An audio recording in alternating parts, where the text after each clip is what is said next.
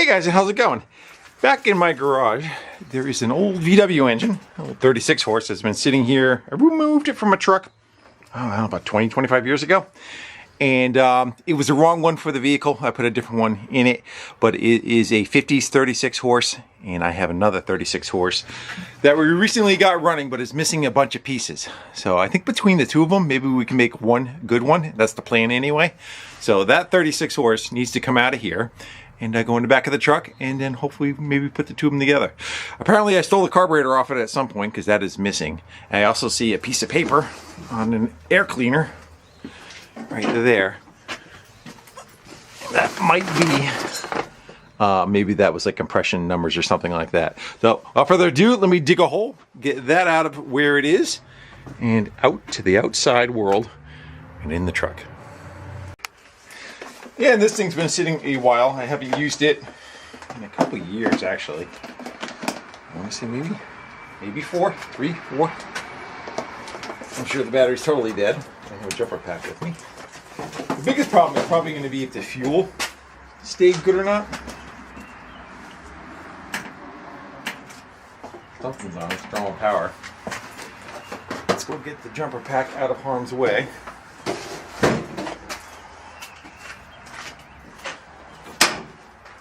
See if anything does anything.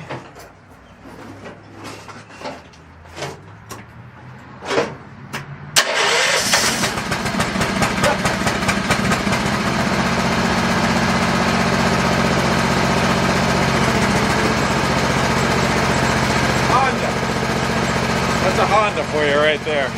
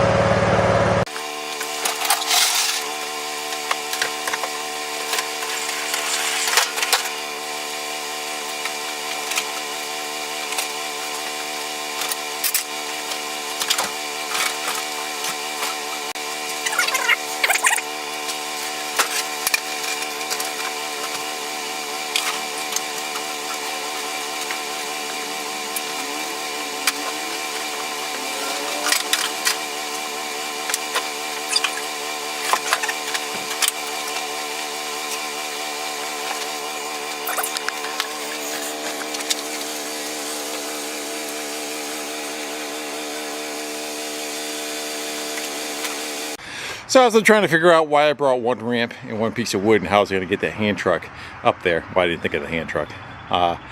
And contemplating, my neighbor comes over and wants to take a picture of the truck. I go, hey, while you're here, you want to give a hand? So we're going to just huff it into the back of the truck. I brought this one because it's got the lowest tailgate height.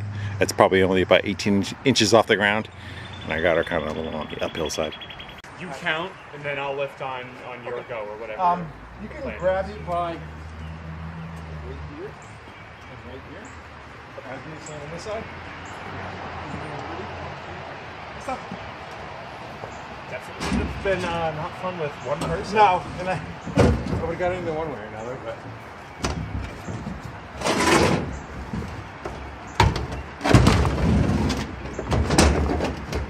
That Bruce is gonna stay. And I'll strap it right back down to there. Sweet. Say hi to people. Hey YouTube, how are ya? We got both engines at the same location, and still not quite sure which way to go, like which one to build. The biggest problem with this one is it has a bunch of studs broken off on the exhaust ports, and I don't remember what the condition this one was in. I think we had a little love note to myself. I guess maybe it's like compression or something. Yeah. So it had 100, 95, 100, and 130. Kind of an odd combo. Any other info? I think it actually says something on it too, I wrote. Look at past me, helping future me out. 1957, 36 horse, runs good, 713 of 13. It's not as long as they thought it was. Only 13 years ago that I ran this engine. I think I took it out earlier than that. What this one has also a little bit different is it has the capacity to hand start. You see the crank bolt there, how it's offset with the funky little, and then there's that, you flip up. Put a rod in here, you could hand crank it like an old Ford, and this one does not have that. I'd probably like to set that up. The tins look pretty decent. It's got the breastplate for the back and front. Both of those are there. Heater boxes look, they call them stale air heater boxes. They look fairly complete. The end of this one is flush. The muffler, of course, is gone, but I have a new one. And I had a tin of 36 horse parts I grabbed from a swap meet. So we have a little bit of this and that in here too to put stuff together. All right, I think let's go see if there's any end play. End play's the, probably need two hands. Yeah, how much the crank moves back and forth. Ooh, yeah. Let me go grab 2 screwdrivers. That seems like it has a decent amount. Yeah, the bottom end tells the story of like how much hours are on it. On top of the compression test. So you can take a screwdriver front and back pulley. And that's got an extensive amount. That's like 40 thou. It should be between, I think, 3 to 7 thousandths, where the other one was pretty tight. So I'd like to move forward with the other engine. Let's go and see how we can make out for getting rid of the broken bolts that are in it. Plus, I think somebody broke one off, tried fixing it. Yeah, that one. They broke it off, tried fixing it, and it looks like possibly they broke a drill bit and or a tap in it.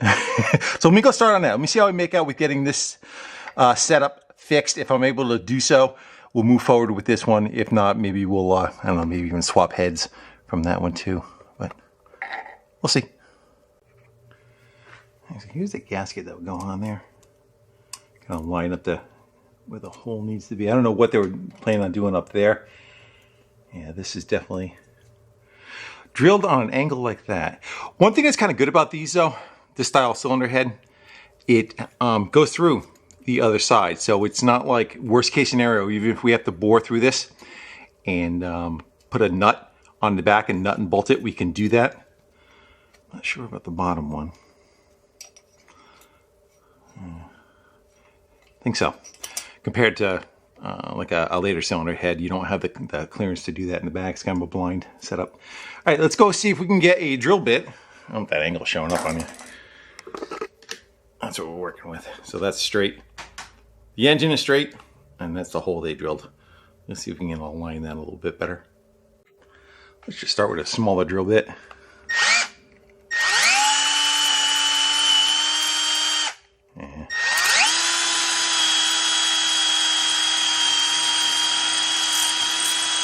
Trying to work it back, you know.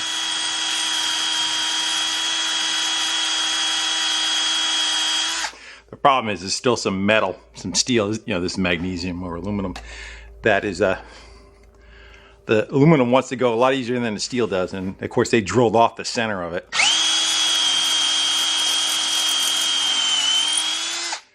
Right. Keep going on a larger bit. Let's go with, I think we'll be okay with that one.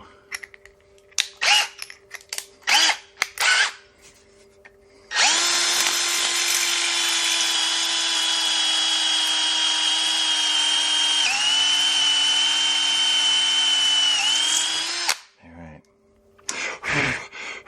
I can see threads in here from some of the old ones. I'm gonna go get a, sorry about that. We'll go grab a tap. I looked around, a couple of them, I think we're gonna have to bail from metric to SAE because they went oversized. Like the front ones is really sloppy too. But let's go see what we can do from metric. This is the correct size for this tap, the stock one. Like, you suck, I broke it.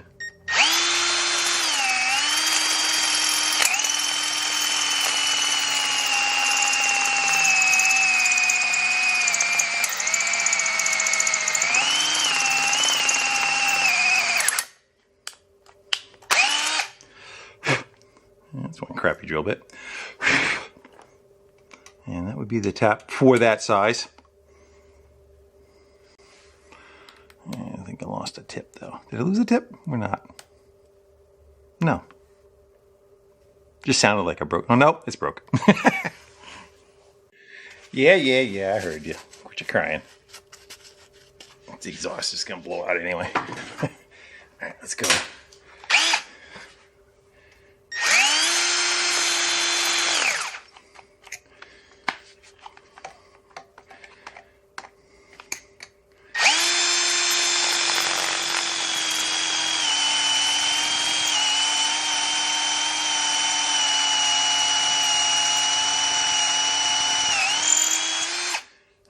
Let's see if we can get that to hold a thread. I'm going to put it in the drill. Put the drill on low.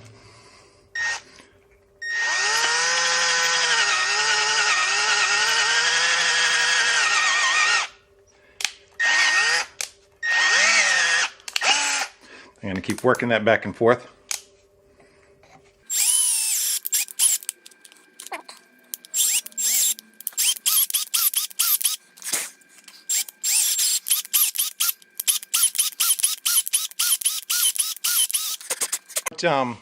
Causing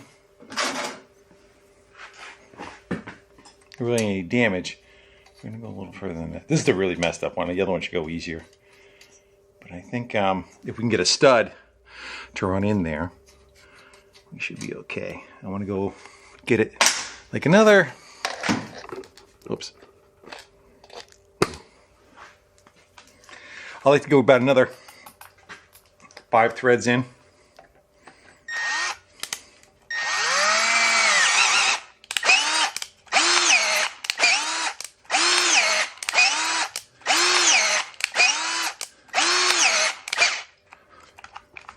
The battery keeps falling out of the drill. We're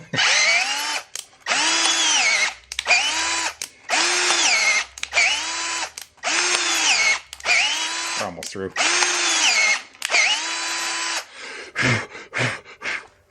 I think for that one, because it's the most fragile and broken up one, I think we probably be good enough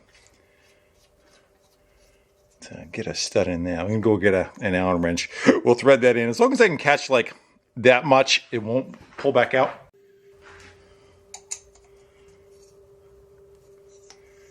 I think we'll go with that. We'll leave that. That'll be a stud. Decent enough to hold. It's not going to go pull out. Again, the damage has already been done to that one as far as like somebody drilling a double wide. Alright.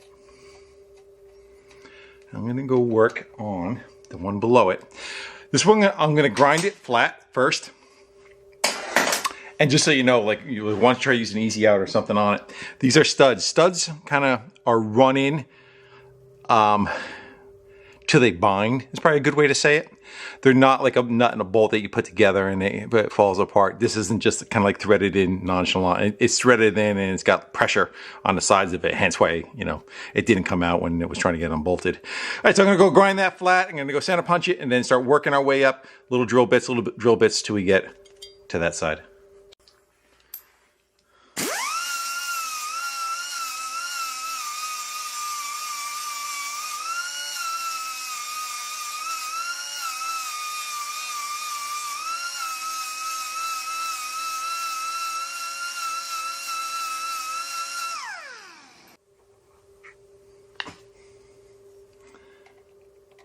Right in the center. Close enough. Let's give it one more.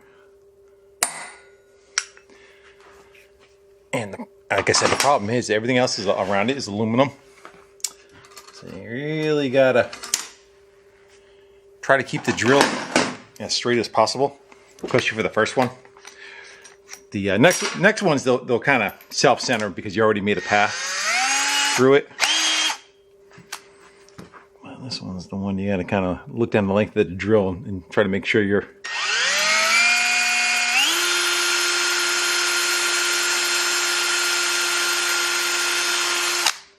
If it starts to walk a little bit, so I'm favoring that way, just a little bit. You can, in the beginning, you can kind of like put it on an angle a little bit till you get back to the center and then straighten it out.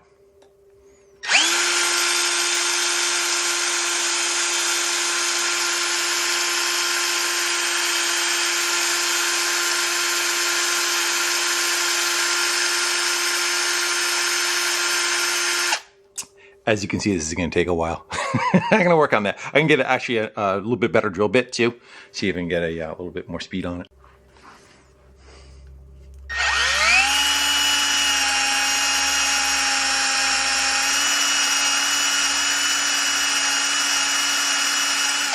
Yeah, that one's much better. Yeah, we got the first pass done, and we're looking pretty straight. Let's keep stepping it up a couple of sizes until we get to, we start spitting out some threads. Yeah, the first one's the hardest because, again, you're trying to maintain a straightness, and you're also kind of cutting the center. Now that the center hole is clear, the chisel that's in the middle doesn't have to work as hard. And this one should be the final size.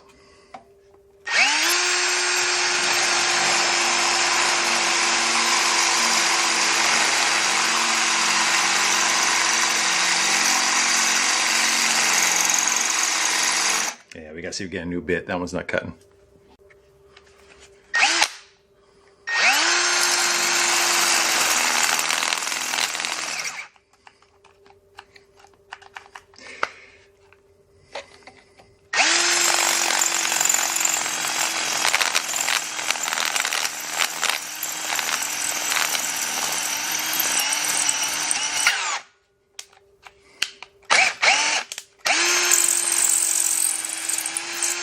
You always tell when it stalls like that, it means you're ready to break through.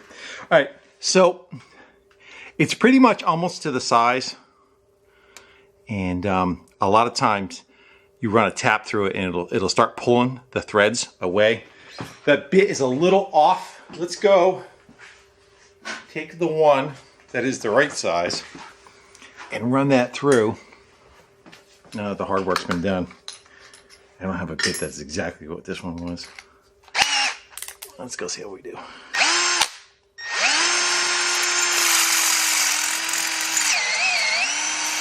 we go.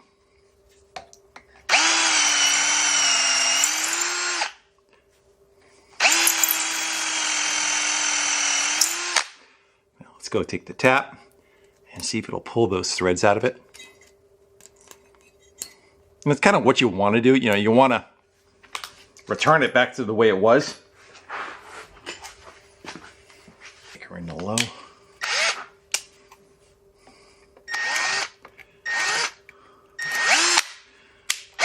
Not slow.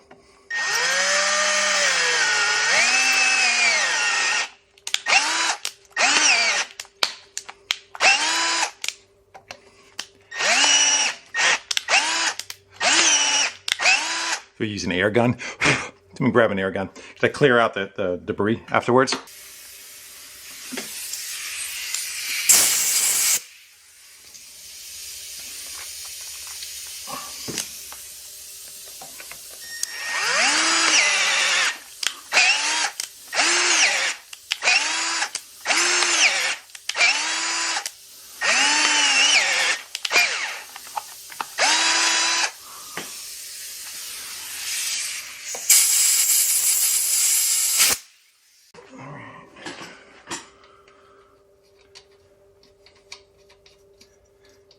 I think that should hold a stud. No problem. I'm gonna do with the Allen wrench.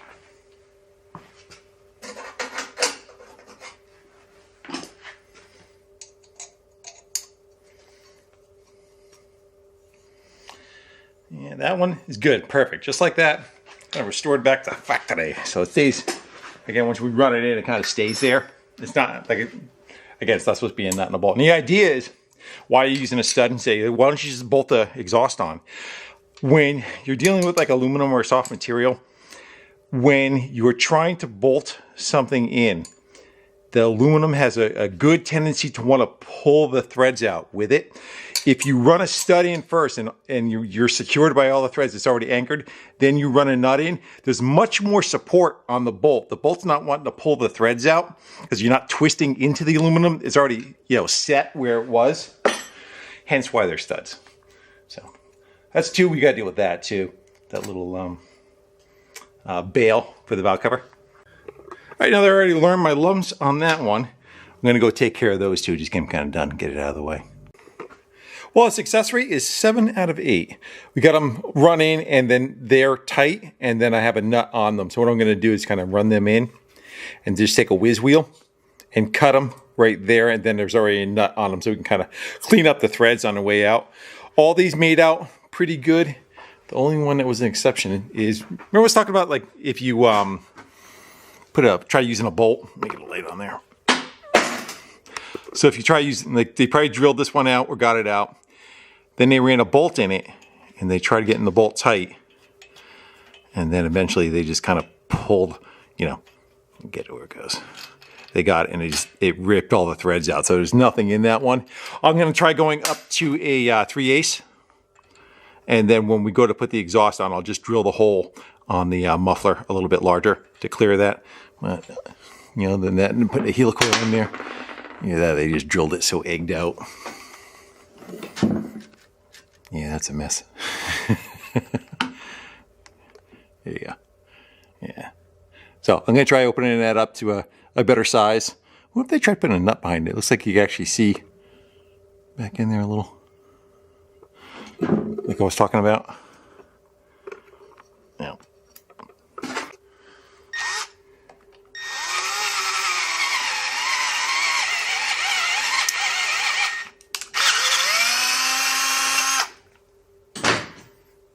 Yeah, it should be that one.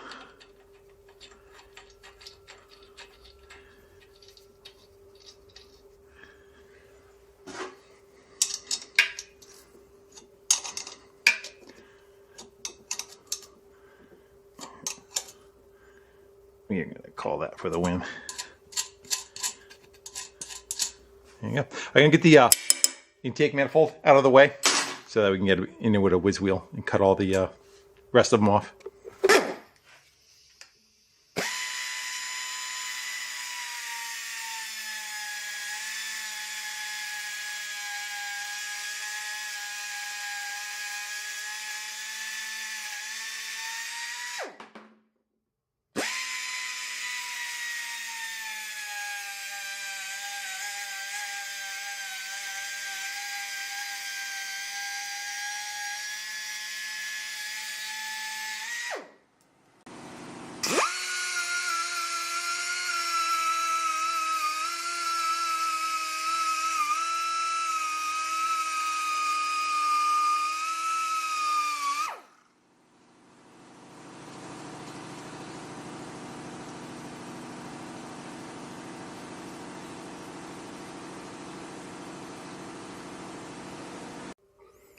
They look pretty good. One or two might be pushing it like that one and that one.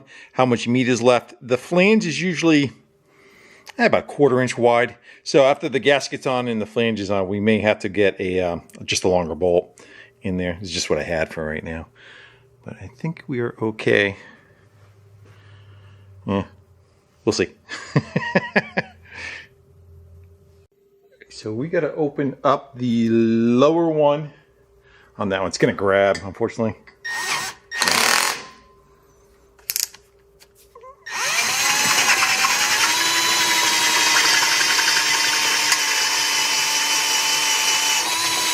It didn't grab. All right, let's go see if we can shove that muffler on there.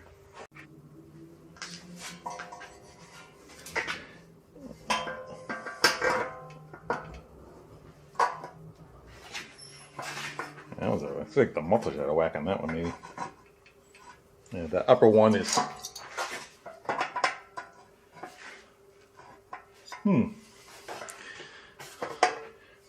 Yeah, I'm gonna try taking this flange and tweaking it a little bit in the vise.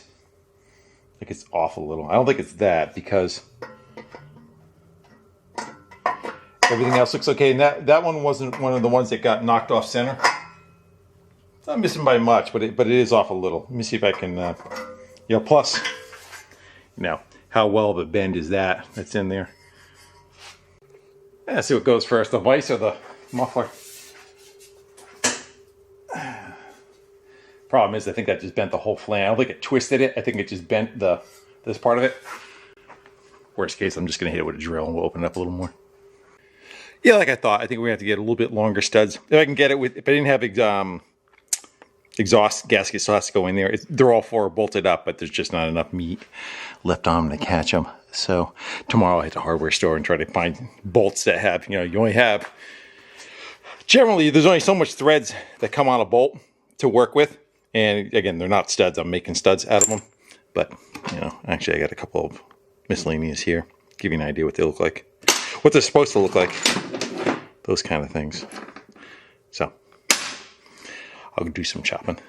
Thought I had one that was, maybe not. Not sure where I left off, but all the exhaust studs are done. I kind of went over a couple of them, made them a little bit longer, the ones that weren't making it. And then I jumped over to that bale that rotted out, which is this right here. It was too hard to get a center punch to even put a dent in it. And then I tried drilling it. It just kept walking off. So what I decided to do is I just drilled a bunch of little holes around it. Try to give it a little bit of room. I'm going to come back with a punch, try tapping it around to see if I can get that little center post to kind of loosen up now. That it has a little bit of breathing room to try and go. That should do it. I'm going to hit it with an air gun first to blow some other crap around it. Maybe even put some, I don't know if I'll put fluid in it. I don't know if it'll do anything. But let's try giving her some love taps certain directions and see if we can get that pin to free up.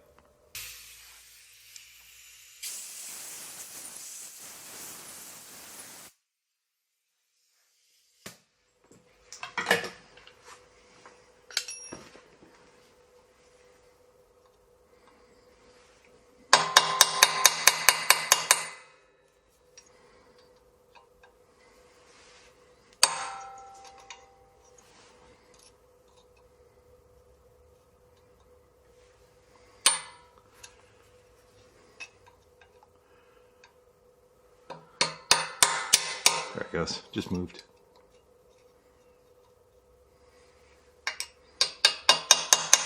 And it's not critical because again, a bale is just gonna fall. It's just holding the valve cover on. It's not like it's a something's gonna get threaded into it. Hence why I went about it like I did.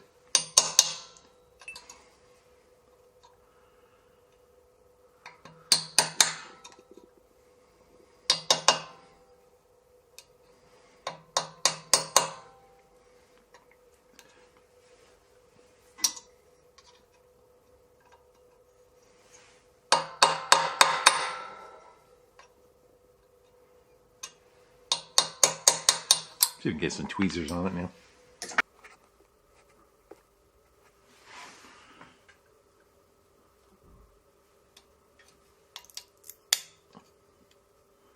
Operation. All right, come on, you already came part way out. There you go. And that was it. Plus the fact that it should still maintain its center because the center hole is still the same size. You know what I mean? It's got little holes going around it, but the inside bore should still be about the same size. Just go and get that little shot of air.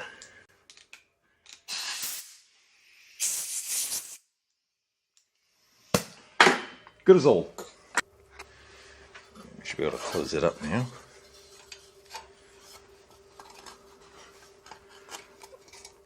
There we go.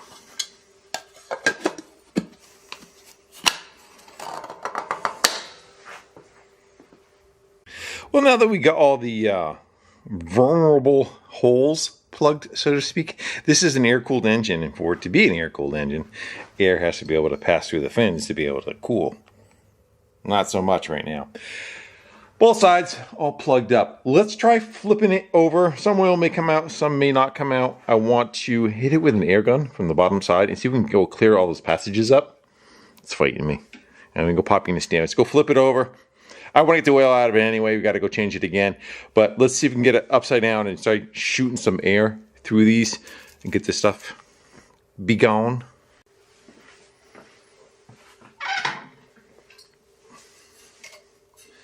Actually, it's gonna pip out. It's gonna pip. It's gonna piss out the oil stream. Let's just open the cap. Let it do its thing.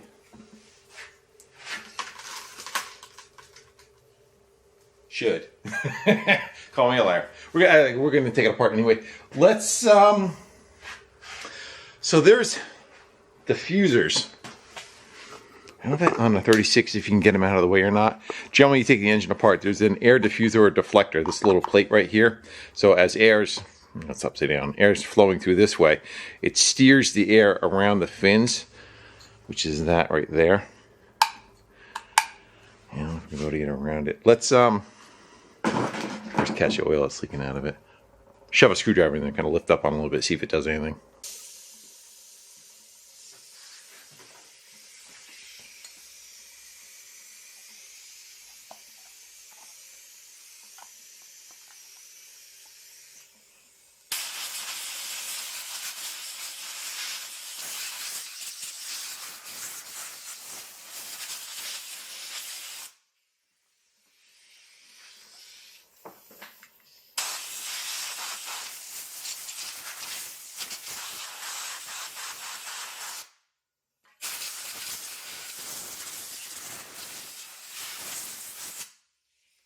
See if that did anything for us. I got some.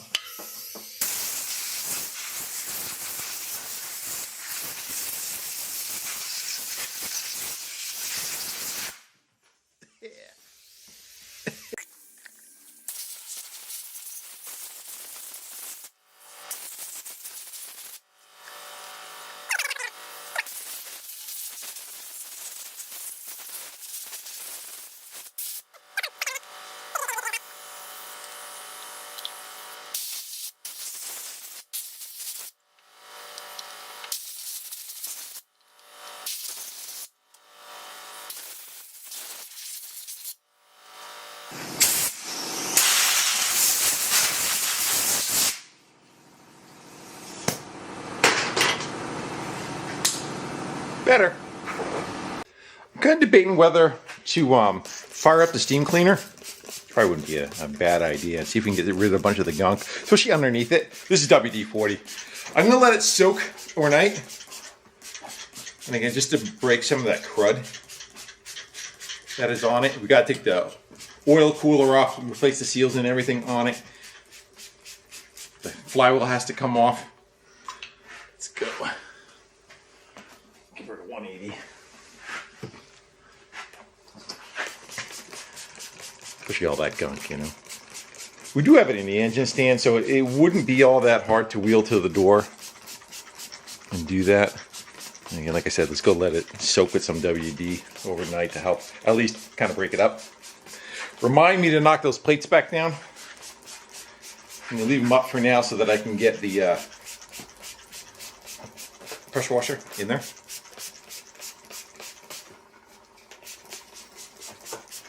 I think you get the idea, right?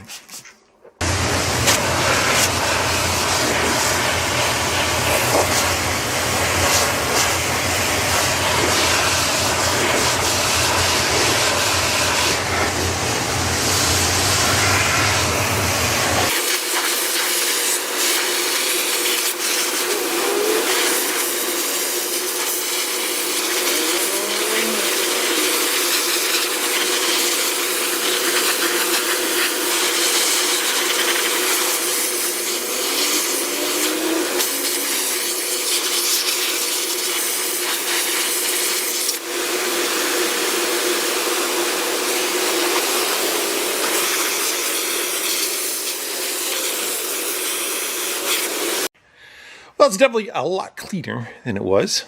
So that should take care of the scuzzies, for the most part, that are on it. But I think I need to organize the bench a little. Give some working area. I'm going to start going through and we're going to make a pile of stuff that is going to go on it.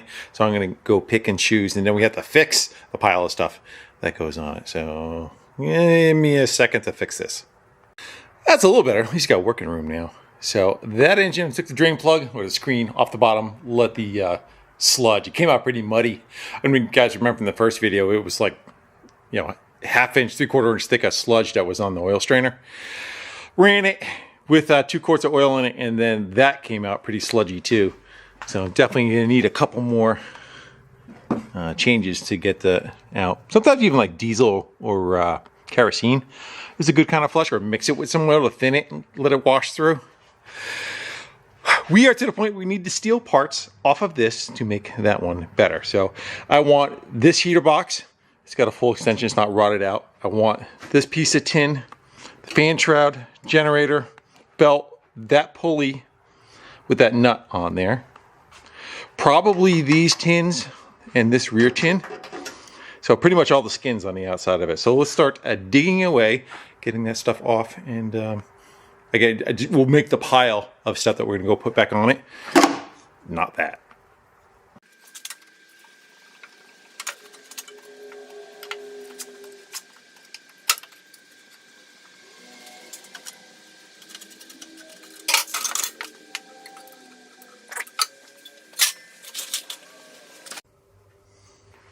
The generator has a couple of cuts in it, and that should run into a bolt that's going through the generator, stops it, and we're going to do it.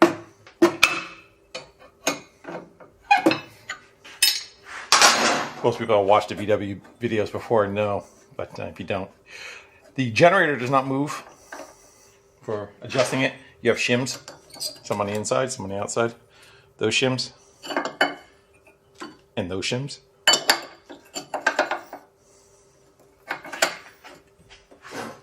Let's keep all that together.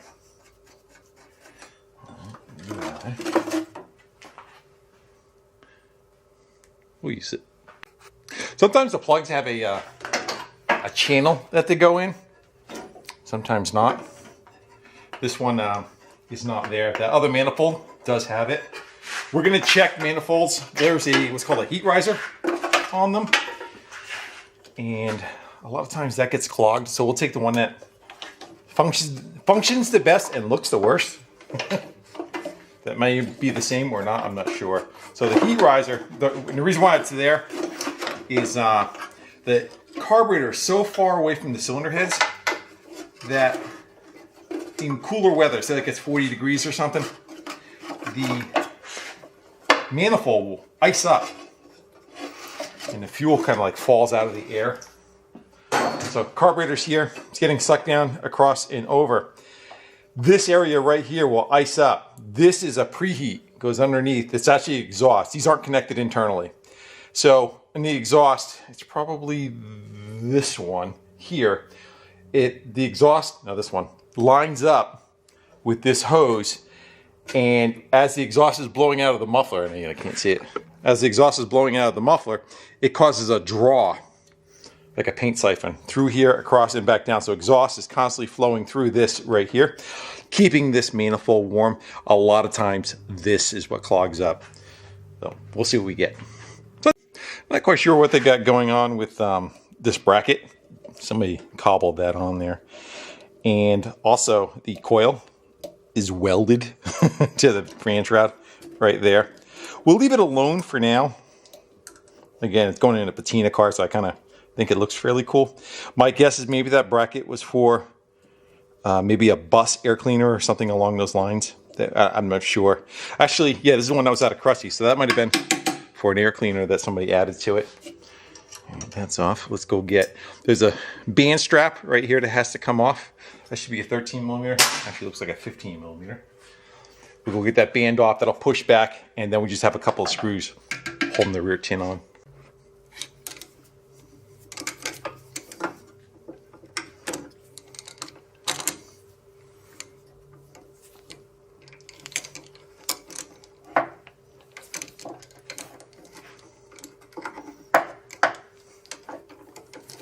Someone's got a American-sized bolt in there with a metric nut. I felt like it was cross-threaded together. I should be able just to push back and clear and stay on there.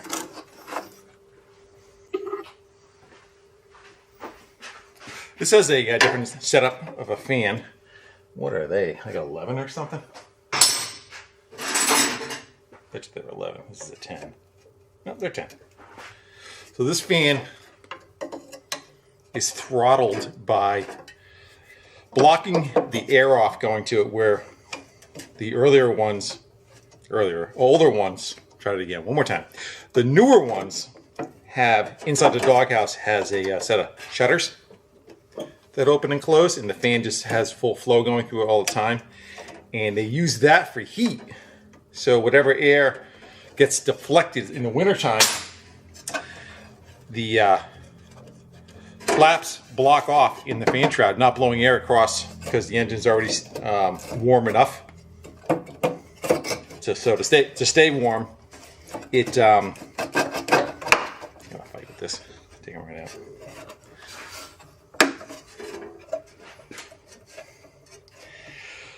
The airflow keeps going all the time. It doesn't choke off the airflow, but what it does is it sends it through the heater boxes instead, and then has heat in the cabin. So it kind of works out good because during the summertime you don't want it. So the air's flowing across the cylinder heads, cooling the cylinder head off. And then during the wintertime, the cylinder heads are already cool enough, so instead it diverts the air through there.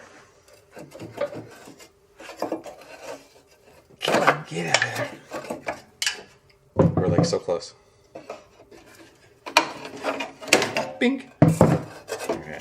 So again, that's what chokes off the air. The air sucks in through here, but this plugs it off and allows no airflow to go through. I think this is our last one.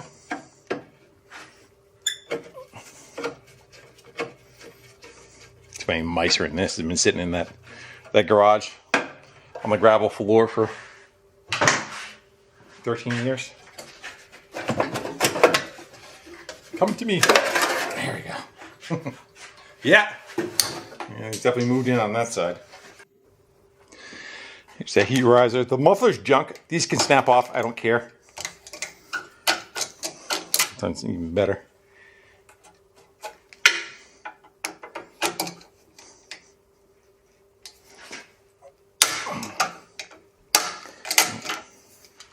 Let's cut them off.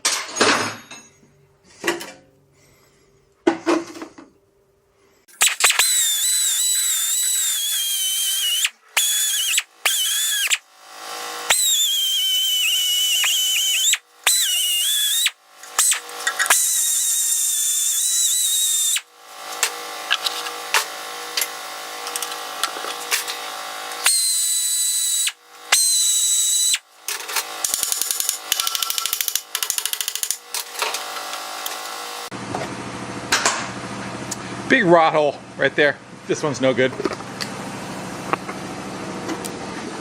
Yeah, that one's wasted.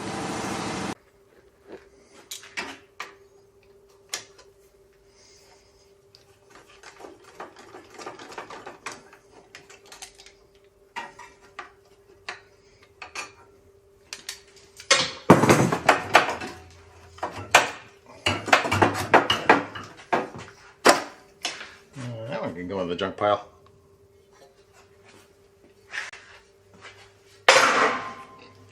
You know I won't throw that away. Alright, let's we're just gonna go cut the muffler right off with a sawzall.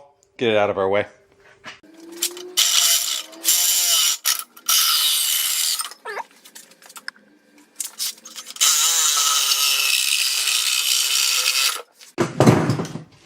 Ain't much redeemable about that neither. Let's get rid of that hard line.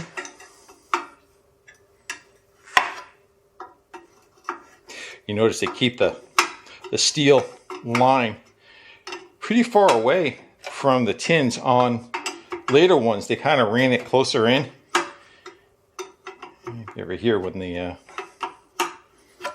fuel starts to boil, you get what's called vapor lock. Heard of that? That's what happens. The fuel will either boil in the line or boil in the fuel pump, and it's pumping air. Kind of a Volkswagen. Common. You get off the highway and it stalls on you. You give it a little bit, it comes back.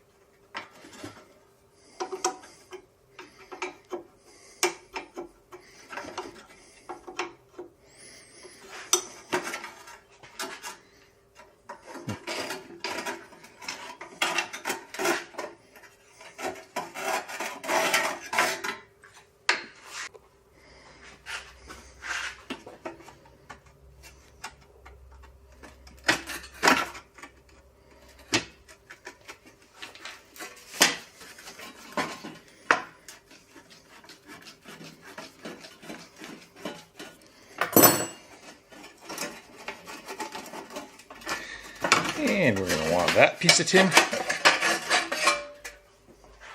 Looks pretty good. We're going to want this heater box. Hopefully it's good. Let's go get it. One of you would grab an end. Took you forever.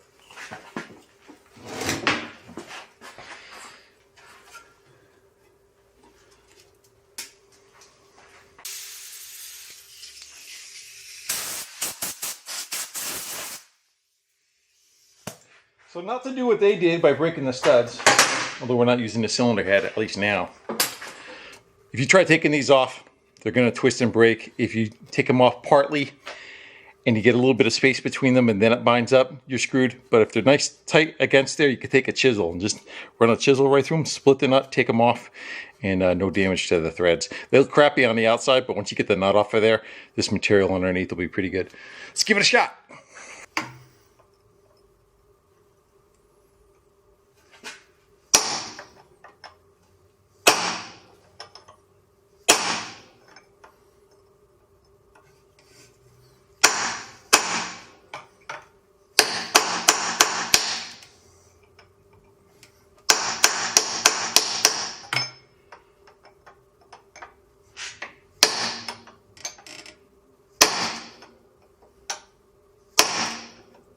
Almost through. There it goes. I won't shat it off. Sometimes it opens up like a clam. You just tap off the rest of it. And do the same to the other.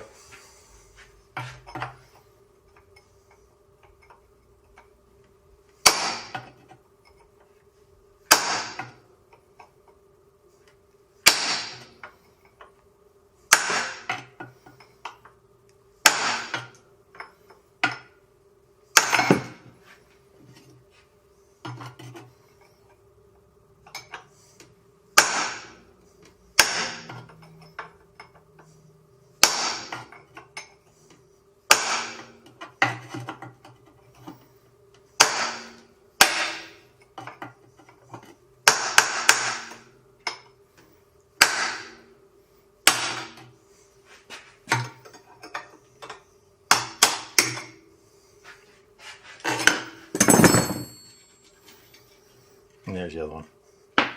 Now, we should be able to, something like that. The board's on it. Oh, she's full. She's got pine cones in her. All right. I got a linkage I gotta take apart, but she's got some party favors in there. The exhaust has a rod that I got to disconnect from underneath, but I took the screws out of the tins. I'll keep digging my way down to there. I should have took the oil out of it first because it's making a mess on the back side. I forgot. You didn't tell me. I didn't hear you. All right, let's continue. We're going to need this tin. We're going to need the ones underneath it. I should probably try to figure out how to maybe straddle it across the two of them and get the oil out of it. Or we could just wiggle it to the side and everything's just going to fall out. So like one screw holding it maybe. There you go. That's the assembly we needed. There you go. One piece. I still want to get the oil out of it though. Well, that oil flowed much better than the other engine.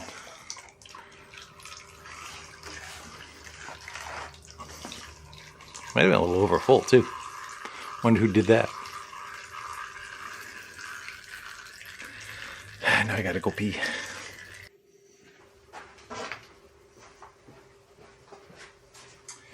We need to start jumping ahead or else we're never gonna get done. So I'm taking stuff off that you missed. I got rid of the thermostat linkage. Ooh, that's a good one, huh? Who we kicking out? Any corpse? Yeah, I think he moved. There was a spider walking on it though. Well, I think we got everything off except for this. I'd like to get that hand crank gland nut there off. See if it'll come off. Nice strip on this. We got it. Good. I think we can wheel this carcass out of our way. I think it's giving us everything we need. If not, it'll just be over there. we could start cleaning all that stuff up. Well, all the good pieces, better pieces.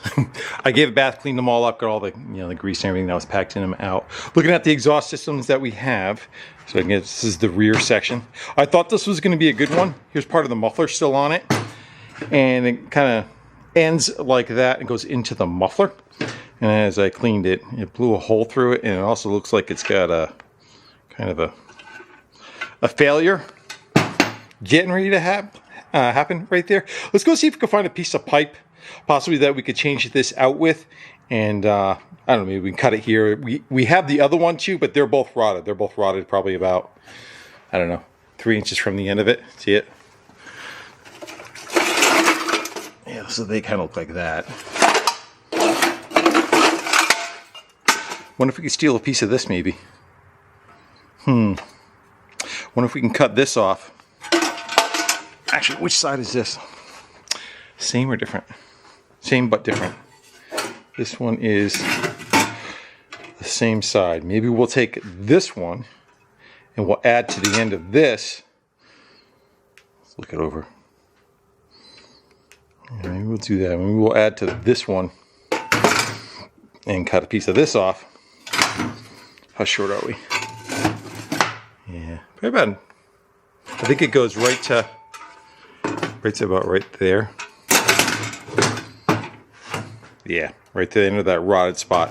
It travels to there. So we just need a couple inches onto that. Let's go see what we can dig up. Again, we probably maybe slice some of that out of there.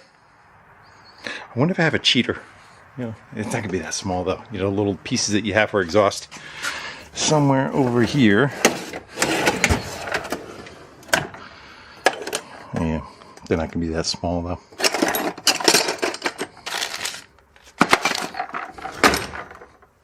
Get in there. So I think this is how it's gonna work out.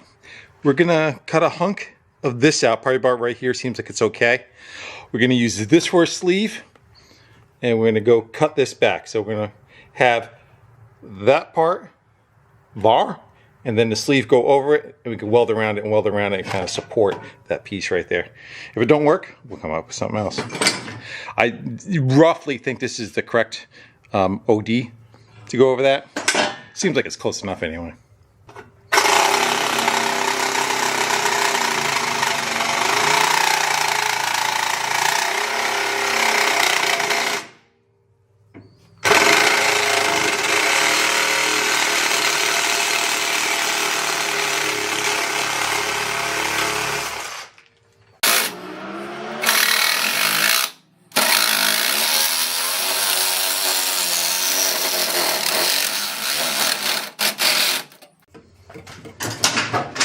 Close that is.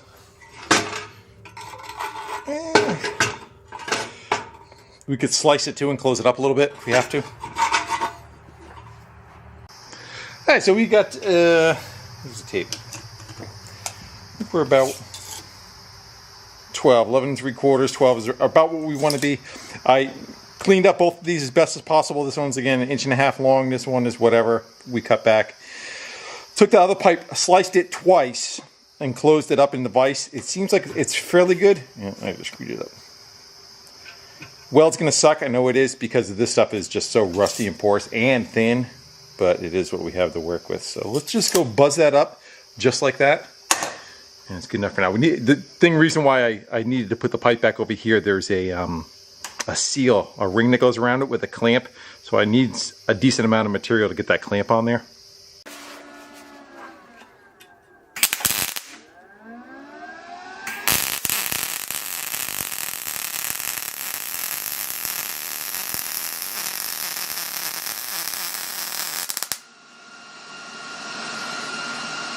That's that part. That's the easy part.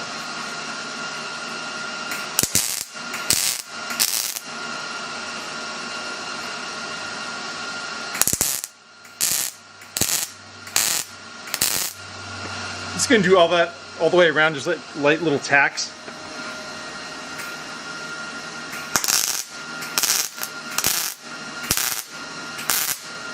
Just because it's so thin, I don't want to cut through. All right, I'm not going to show you more on the camera, so I don't kill the camera. Yeah, she ain't pretty, but definitely better than what we had. I'm gonna go take it on the belt sander, kind of clean it up and smooth it off just a little bit. That should hold for a little while. Well, I think we got pretty much everything prepped as best as we can for what we're doing, except for we need to make sure the generator is good. There's two of them, and there's a lot to change in one. It's not terrible, but a little bit of a pain in the ass to change it out. So there's a way to test them before you put them in there. Let's get that kind of clamped in the vise somehow, and we'll see if we can get that to function before we put it together.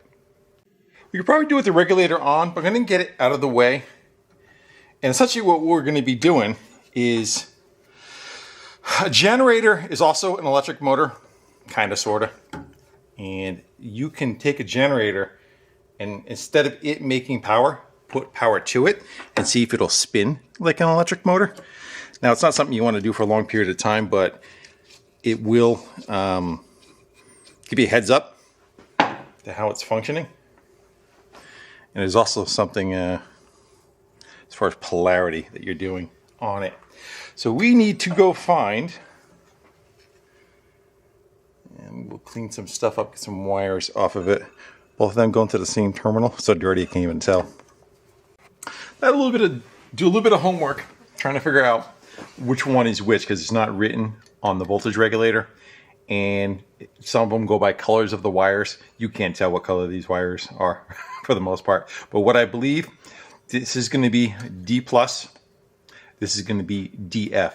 This is going to be the output of the generator power. This is going to be the signal to the generator telling it what to do. And the more you ground this out, the more it should put out for power. And again, when you go do that, it should also spin the motor. So if I hook 6 volts to here, ground out the body of it, and then take a jumper wire from ground and touch the DF, this should spin or smoke. We're going to go find out right now. I'm going to pop some vice grips on it, just so that we have something to connect the jumper wires to.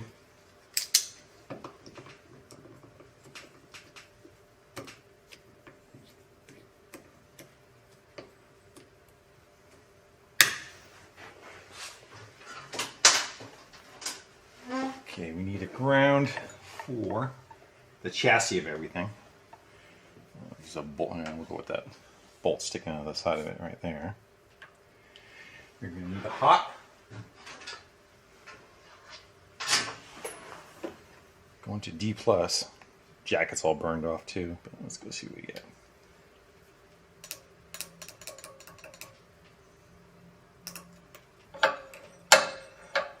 And then let's go for field, which is going to be the ground wire again. I want to go a little bit. Let me get some length out of that.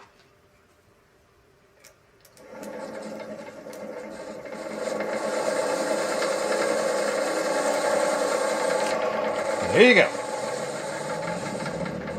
It's a little bearingy noisy.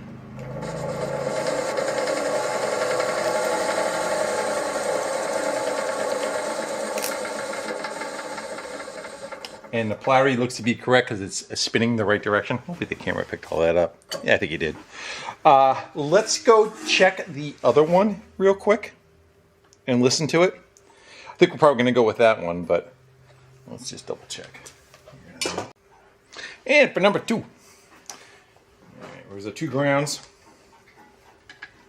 One to the body somewhere, which will pick off on that screw. We need a hot lead. Going to the hot lead. That one's spinning before we even get hooked up. I wonder because the regulator's attached to the yeah, I think it's because I think we're grounding it out because of the regulator. I don't know. Let's go see if we get a better improvement.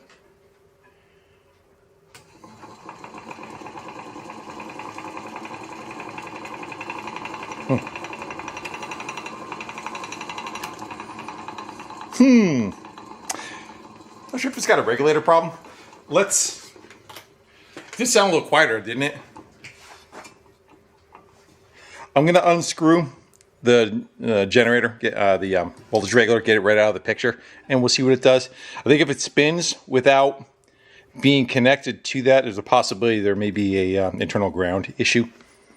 Our wires are off the regulator. See what we get now.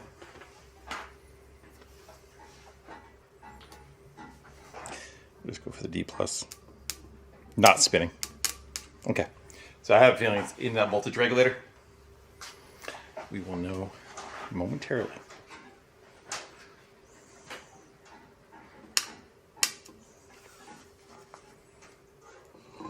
Yeah. So it's a voltage regulator issue, not a fan. I think I'm going to go take some time. That one sounded a little quieter on the bearings. They both seem like they operate, and I'll put a note on each one of them.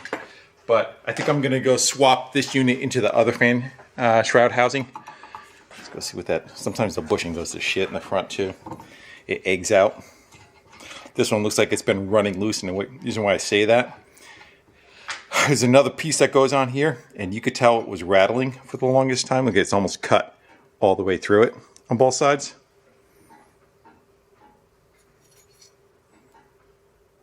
I'm going to go take the pulley from the other one and put it on here and just see how snug it is. This one was running loose for a long time. You see again how capped out it is.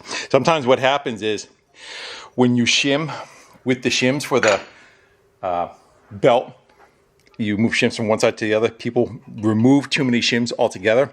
And although the nut will tighten all the way down on the end of it, you never tightened up all the pieces together because you remove too many shims. I want to say it's 11 supposed to have total. Not sure on the 6-volt ones.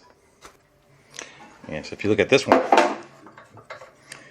you can physically see all the washers that are in here. There's probably, what do we got? 3 there, 3 or 4? 3 on that side. And then this stack here. 1, 2, 3, 4, 5, 6, 7, 8, 9, 10, 11. And you can see how that tab is straight and that one's all wore away. This thing chattered forever. Sometimes this can be a little bit of a bear to get off. I'll get it with a puller. But we're going to go swap this one over to the other one. As long as this can be tight on that collar, we're going to go with the other generator. If not, we'll go with this one. I may kind of jump ahead. We'll see. I want to kind of move it along, start getting some stuff together on it, on the reassembly.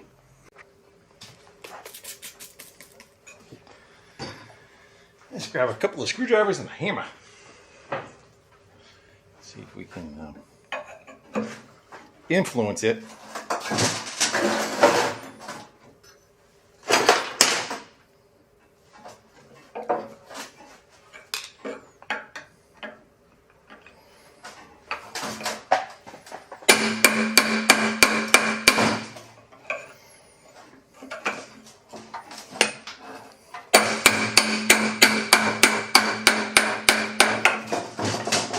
Almost way there. There we go. Yeah, as long as that didn't get keyed out on the other one. Just gonna say.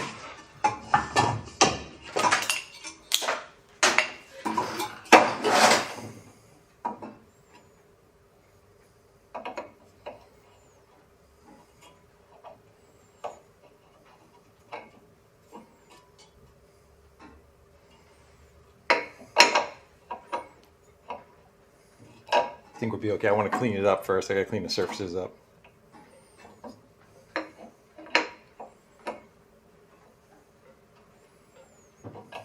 Pull the key right out.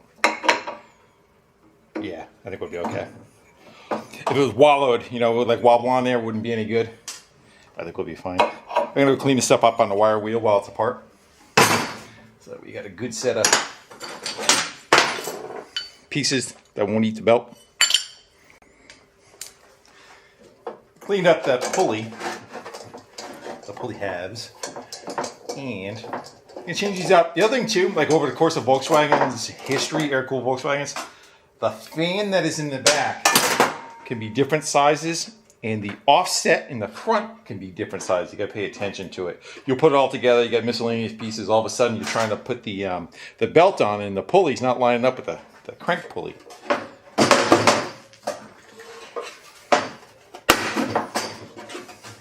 It's been on there a day or two.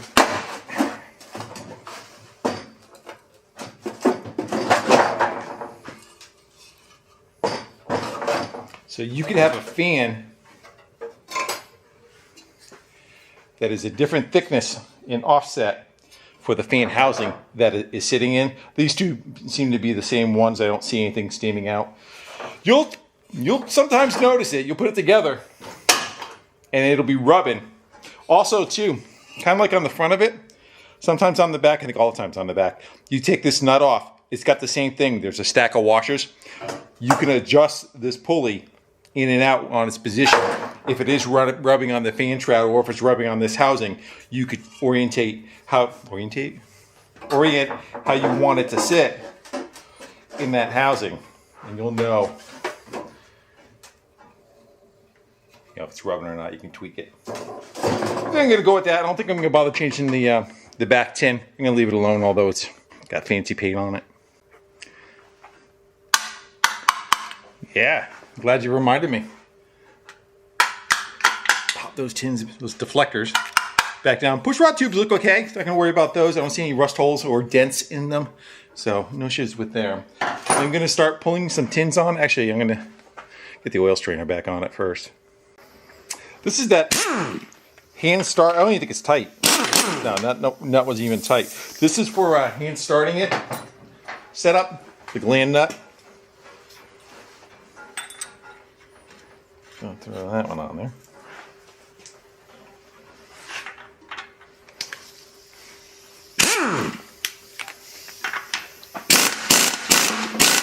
Look how far out that pulley was, huh?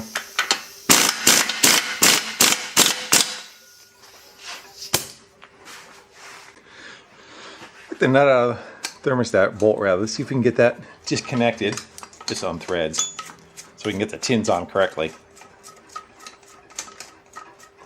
This thermostat looks pretty good. You see how it's like an accordion, it's all closed up. Generally you'll see them, if they're all stretched out and they stay stretched out, they're no good.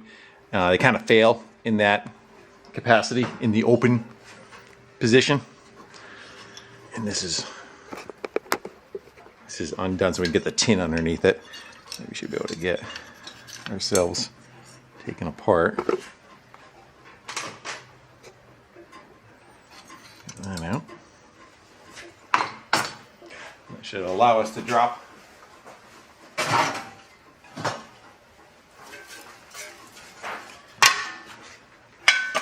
number 1 and number 2. Help I take the screws out. These, because these went into the cylinder head. So when I was cleaning it, I didn't want any thing to get in there. They go right through. All right, now we can drop number 1 and number 2 tin in and start putting the apparatus back together on the thermostat.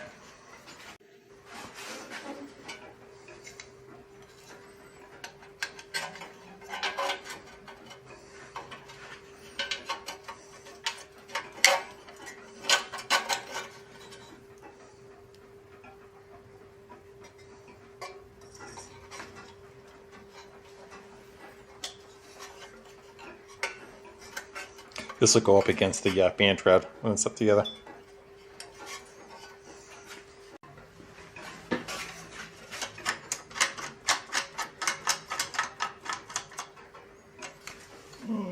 Get the line up right there.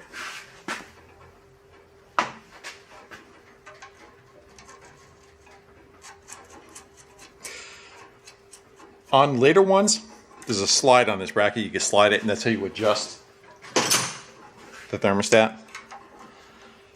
I need a 14. This one looks a little, might be a little on the bent up side. I'm not sure of that. But we're going to put it back the way it was for now.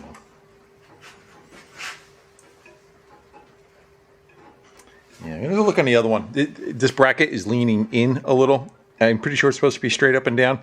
Even the engine may have just taken a roll and taken a hit and pushed on it. Yeah, that bend's not right. That is supposed to be a little more.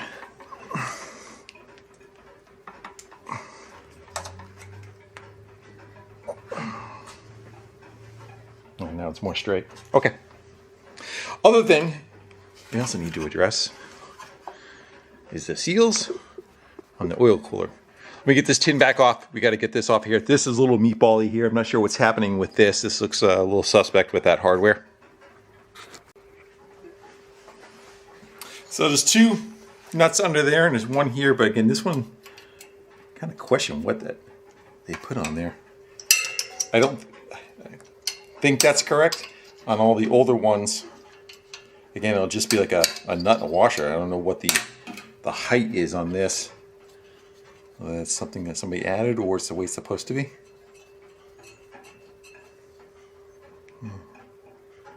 That's weird. It's made that way. It's all one piece. Yeah, it's got a washer. Right. Let me get the other two loose. Here's why we're taking this off. There's two seals underneath here that fail. They get hard over time. These two will work you a little bit because the access to them isn't the. Let's see, it's the greatest. You can give them the crack. There you go. How about the other one? All right. We'll spin those off and I'll bring it right back. All right. Yeah. These two right here, they turn into like little bricks. Let's go make sure no crap going in there. Good. Hopefully the new gasket set came with those. I think it did. Sometimes there's a bunch of different sizes too, but this is for a 36 horse. On one and a two. Yeah, on the later ones, there's a couple of different sizes, so you get different ones in kits. But in this one, we only have one option, and that's all we need.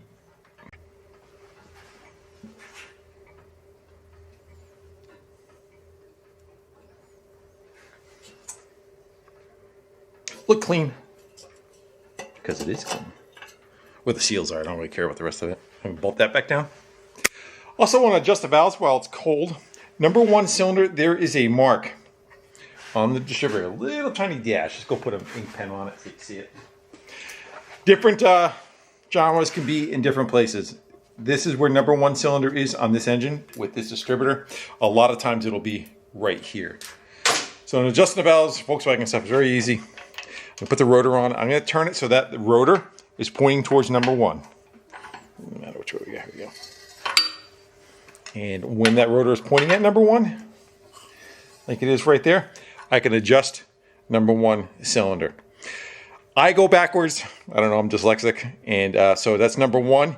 If you turn the motor so the rotor turns this way, you go 25% or 90 degrees to adjust number two cylinder. Let me put the pin back in it.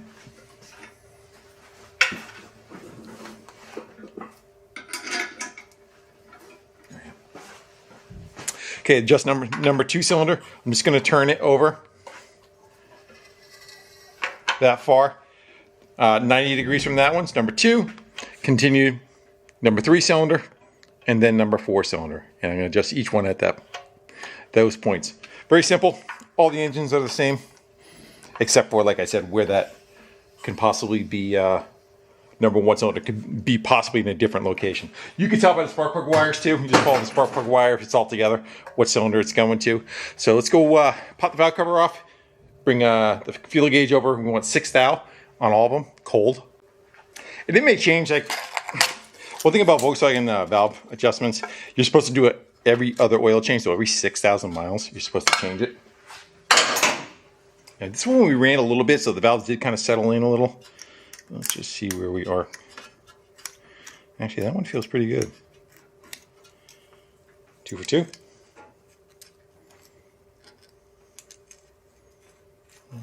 A little loose. So I'm just going to go crack the jam nut loose on the top and crank them in until I get a little bit of drag on that and continue to go all the way around. Another thing you can kind of do, I'm going to leave this one alone because the engine was all apart. Sometimes you could retorque the cylinder heads. And with these tins off, you can access the upper bolts, and then you pull the rockers off, and there's 4 more down here. That's the cylinder head being torqued down. This engine is so old, and the case has so much like corrosion on it. I don't know if you saw it when it was upside down. On the other side of the case, there was a bunch of corrosion on the side of the case and where the the bolts go in. I'm going to leave it alone. I'm afraid that if you get those, you start cranking on those and they start to pull out, you're kind of screwed. We ran it, compression was good. It didn't seem like it had blow by. Blow by is when the cylinder, so there's no head gasket. So this is a cylinder, this is the cylinder head. You can see the light in that one better. What will happen is compression will leak right out in between there. I don't see any signs of that on this engine anywhere around. It would be like a black soot stain kind of coming out, and or the tins that are over it, there'll be like a burn spot in them in that one spot. I don't see any of that though. So, all right, I'm gonna go adjust the valves, get new valve cover gaskets on it, and at some point this engine is going to get flushed more when after it's together. I'm going to do some oil and gasoline, let it run a couple of times and flush the gunk that's in it out. But it doesn't look terrible. I mean, it's got some, yeah. I find a lot of the early motors, a lot of stuff that is 13 on the later stuff is 14 on this millimeter.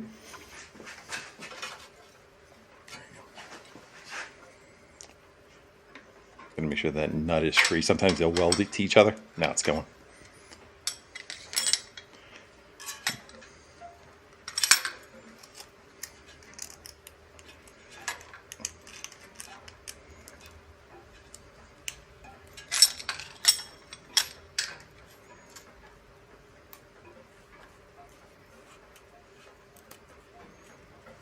Sometimes when you tighten down on it, it'll change.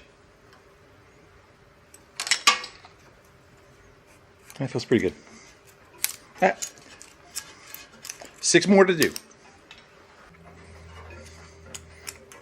Yeah, the exhaust seemed to be pretty good. They got just about the right drag on it. Just the intakes have a little bit of play. A little more than normal. Got it downhill a little bit. See if we can flush it out. Just a little.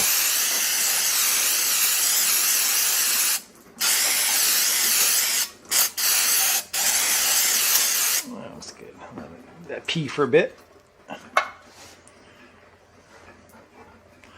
Again, the bottom of that motor has a lot of sludge in it. We got a lot of it on the first oil change dump out. Or second. This will be the third. I'm gonna hit that one in there again. That looks a little better. Let's go see what we get for valve cover snugness. This one came off kind of soft. Nah, it's okay.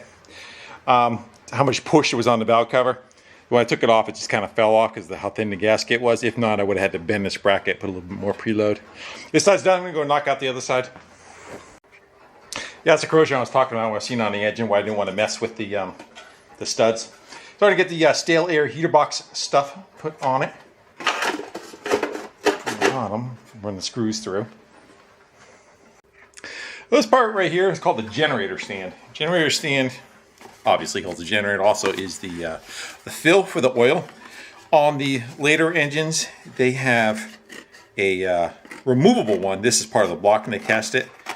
And on the later ones, there's a baffle down below where the oil goes in, where you bolt it.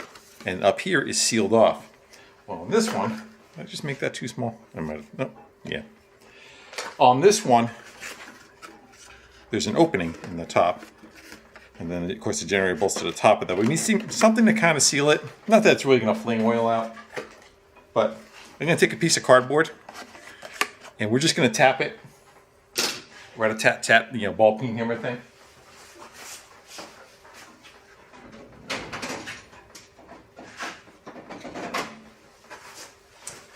You know, the old gasket kind of set up there. I'm just going to squeeze that. We'll try to use that lip right there as our on and off. And we're just going to go run around it. Find out where it is. Let the ball peen hammer do the cutting.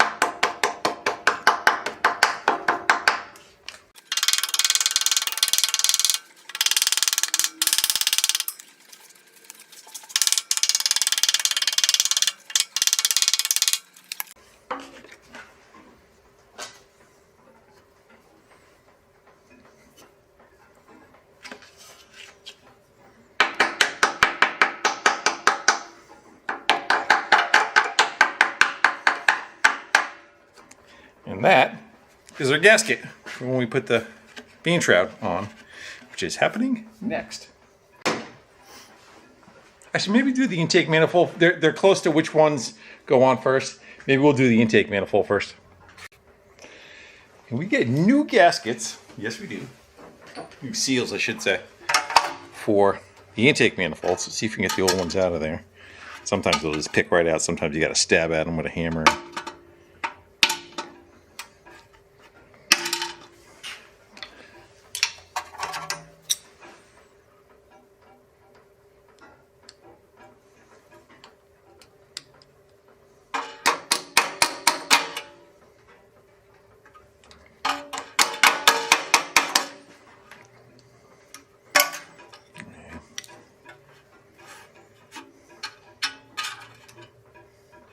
And they crush down. They're hollow on the inside. And they just crush down when you bolt the intake manifold down.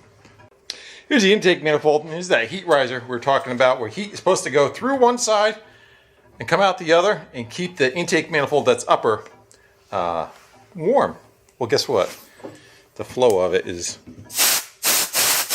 not so much. Kind of kicks back everything. Very little is able to puff through it. I think we're going to try and rotor-rooter it. So we get to clear out a little bit better than that, so some kind of flow is through it, which is just going to be a wire with a piece of drill, and we're going to try to kind of work it. Okay, so this is a speedometer cable. They usually work pretty good because they have the flex to them. Again, they're a speedometer cable. I'm going to go dump a little WD in there. I have a feeling the leak is on, the blockage is on this side because the amount of fluid it took in. Could go a little in there. Yeah, that side filled up. So let's go. You have to cut that cable down a little bit to get it. She's going to be a floppy.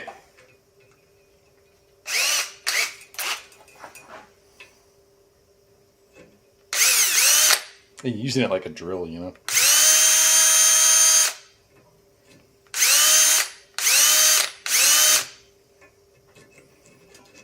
Let's see if we can pull out the scrappy crap.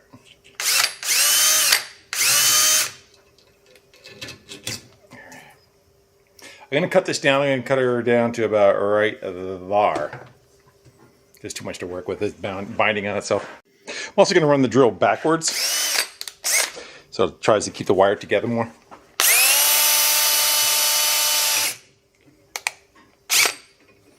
Keep her over to slow too.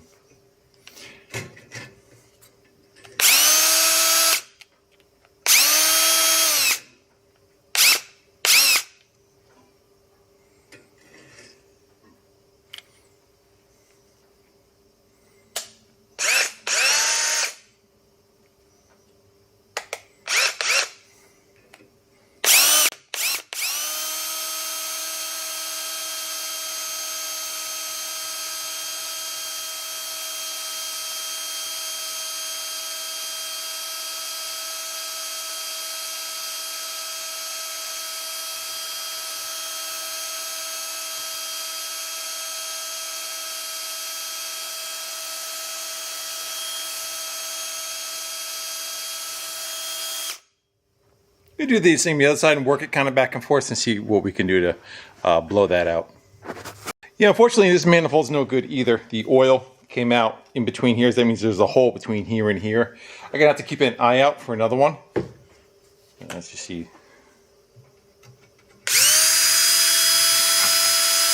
So it's leaking there. So it's rotted out. They're 70 years old, so they are what they are. So that's going to have a little bit of an exhaust leak for us also on top of that, but we're going to go put it together with what we have because it's what we have. Might as well see if we were able to at least blow through it somewhat.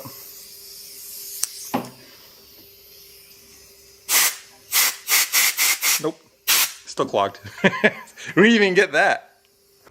Sometimes that's what gets you, you know, you get something that has a nice paint job, like, that'll be fine. No, it won't.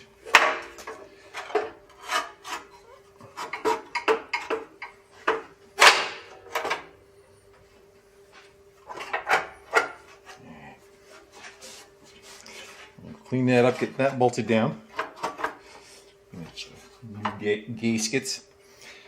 And this is for plug wires. I may take this off, I'm not sure. And I think that fan shroud has the clips that go up high. Sometimes you could run the wires through this. I think we're getting pretty close. I'm gonna throw some oil in it. I don't know if that coil is any good. That's the one that was welded to the back wall on the original. We're gonna go with straight 30 weight. Hopefully it doesn't come out the backside. At some point, we're probably gonna run this for a while. And not today, but like in the future. And I'm gonna put some kerosene in it with it to thin it, because I want to flush the bottom of that crankcase out a little bit more. I don't think it's terrible. When the strainer was off the bottom, I took my finger and wiped in there, and the first time around it was like a 3/8 of an inch of sludge sitting on the bottom of the motor, and now you just get just a film of it. It's not, most of it kind of came up. Carb does not match what would be on this. This is a later version, a 6-volt carb, which has a choke pull off here, which on this carb setup, this voltage generator will be mounted to the car, not to the sitting on the generator like this. So there's a post that's very close to shorting out. And the hardware doesn't hook up. On this one, you have hardline that would go into the original carb. And then on this carb, it would have a vacuum hose and a fuel hose connecting to it. So we're gonna just put fuel to this and we'll gravity feed it. If and when it runs, we will then try to fuel pump. We'll see if the fuel pump decides to play. So the fuel pump line goes around out to the back. We'll stick that in a jar once it's running and we'll flush that through and see if there's anything in the fuel pump. First of all, if the fuel pump works, and then second, if it works, and we'll want to flush it out because I'm sure there's going to be a bunch of crap that's in it. Volkswagen takes 2.7 quarts of oil. And we're going to put about 2.5 in it because it'll leave me a little bit of room for kerosene. And yeah, we'll go with that. And generally, depending on what year the engine is, the air cleaner is oil bath that goes on top of here. The rest of the oil goes in the air cleaner as the bring up the 3 quarts essentially. Yeah, not sure if that battery's got the life in it. I hooked it up to a 12-volt jumper pack, and there's that. So let's go lose our voice. Let's go take some jumpers, put them to the coil, and see if we get spark. Let's go give her just a little of that. And I got a hot wire to the coil, and it's going to tell us if it has spark. We're trying to come alive. Maybe.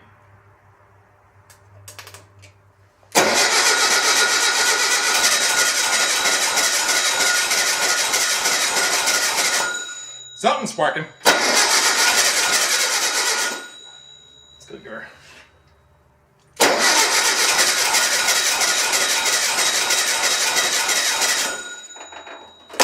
There's that. I'm going to put some in the carb. Get in there. Check my fire in order too. Something's kicking. It's kicking on at least one, right? None of the tune-up parts are new, though. It's all the old stuff.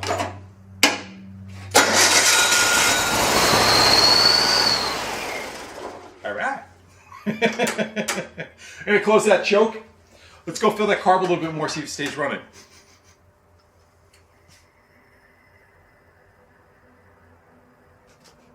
And we'll look for that.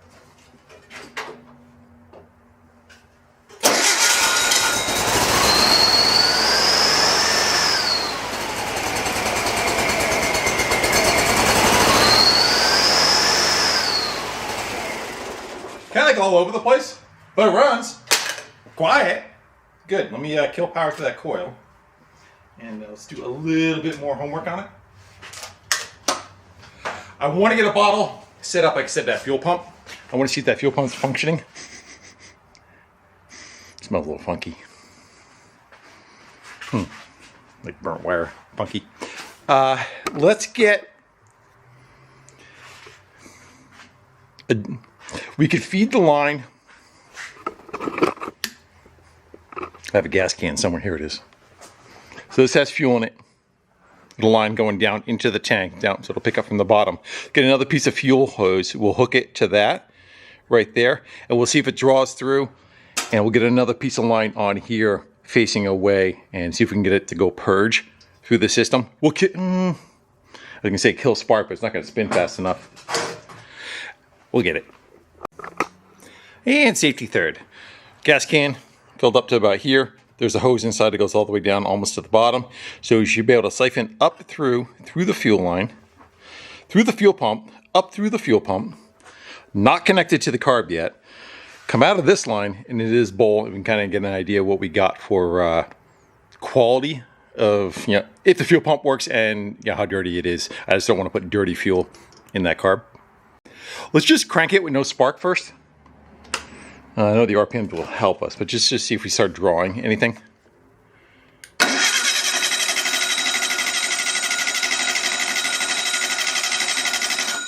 I'm not seeing nothing. Let's go, put spark back to it, put a little bit of fuel down the carb. We'll fire it up, and it, more RPMs may help it. Probably a dead pump, so.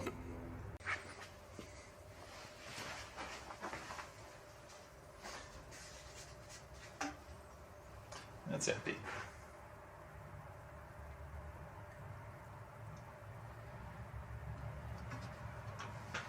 You have to run it for a second.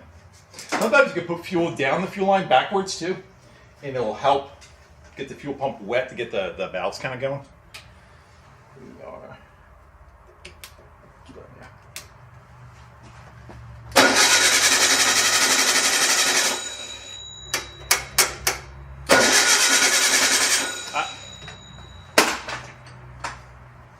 Wire popped off. Wonder if that was what the problem was before. The signal from the coil fell off.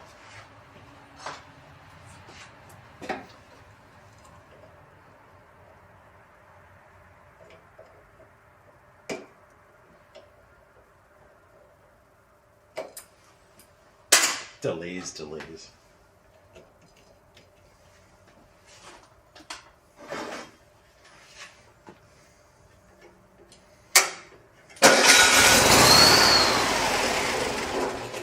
Don't see any fuel getting drawn up.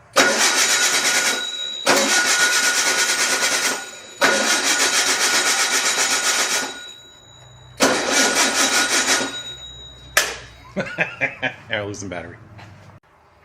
Let's go see if we can suck some fuel through. Fill up the fuel bowl. A little for the indigestion.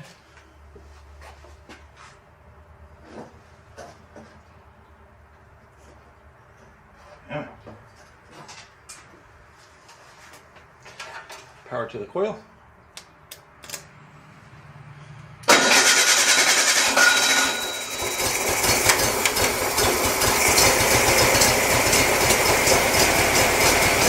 I think we're drawing fuel.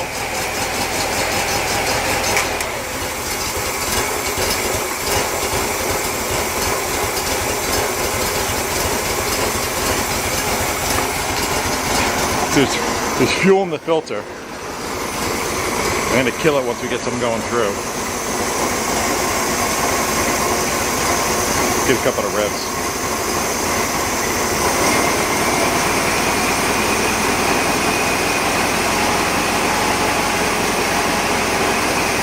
Yeah, it's not pushing through the pump though. We're going to run out of gas in a second. We're out of gas. Yes, we're not getting anything through the pump. Did drop in the filter though, so it was trying. Again, the other thing we could do is, let me, this is live, hold on. I'm gonna pop this fuel line, stand it up in the air. I'm gonna run fuel down into the pump backwards and see if we can just kind of wet its whistle. Sometimes it just needs a little bit of moisture in the little valves to get going and or unstuck. It just sounds pretty good though. No clacking or nothing. Let's see if this will work.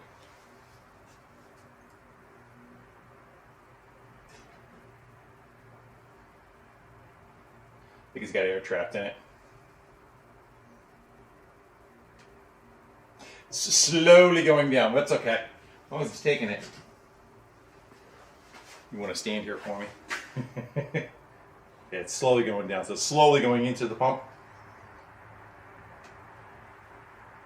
Let it do its thing.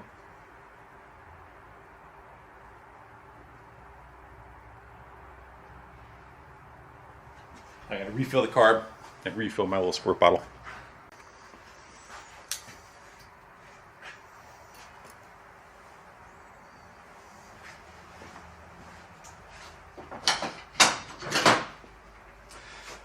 Put a screwdriver in my pocket for some air fuel mix adjustment.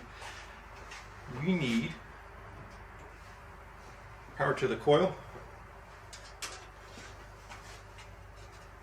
A little over on fuel.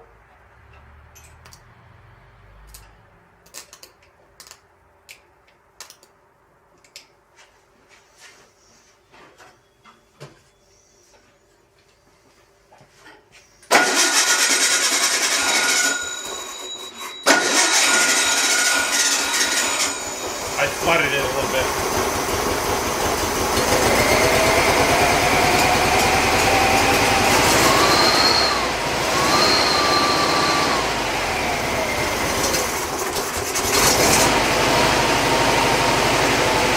Got gas flowing.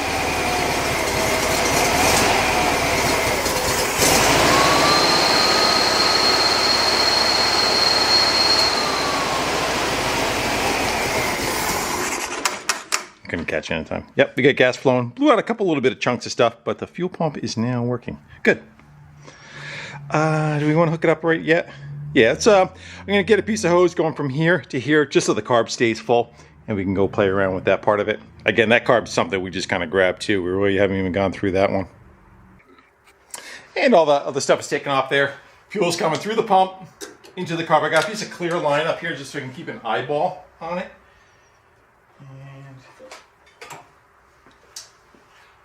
That whistling you're hearing, if it comes up on the camera, is the fan in the back, the baffle. Trying to keep the coil wire out of harm's way. It's a spinning flywheel back there. Okay. It should fill the carb and start and run off the carb button.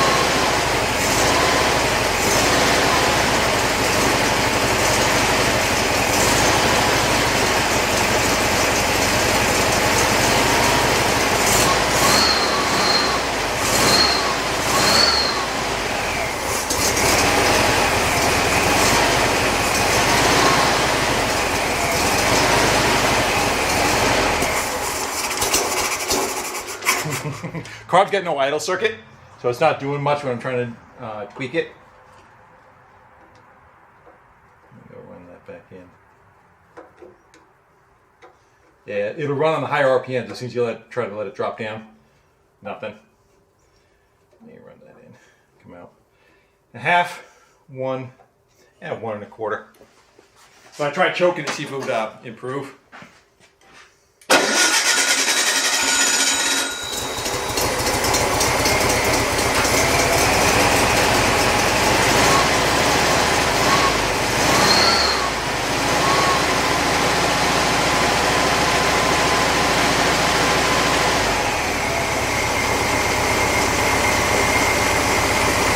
Might have been out too far.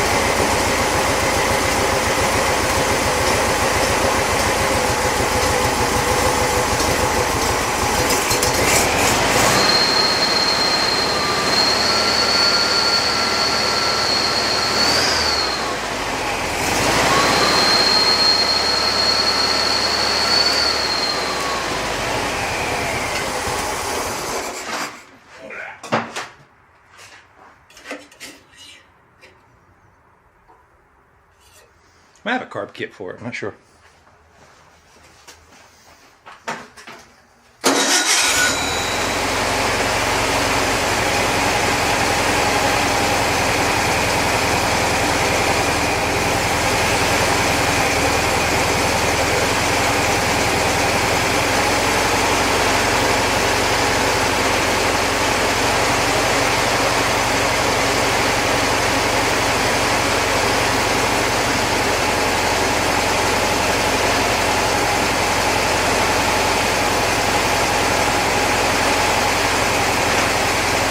Burn off a little bit of oil.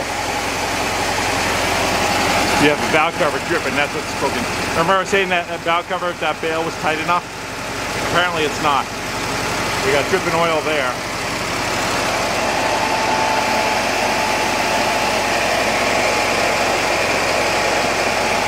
We don't have power to the choke, so that's why I keep trying to pull the choke off, which is this, right? If I go to let it go, this is going to want to close on us.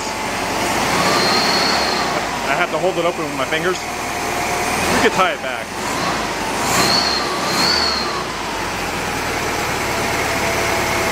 Sounded pretty good though. Now it's clearing out. That's very good actually. There's that fan. As it warms up, this is going to open up and allow more air to come through. But when it's cold, it's going to be like that in the winter time. Right now, it's kind of like mid-warming.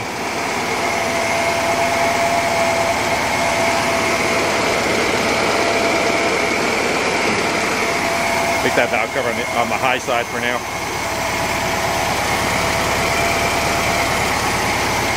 Nice. Sounds good.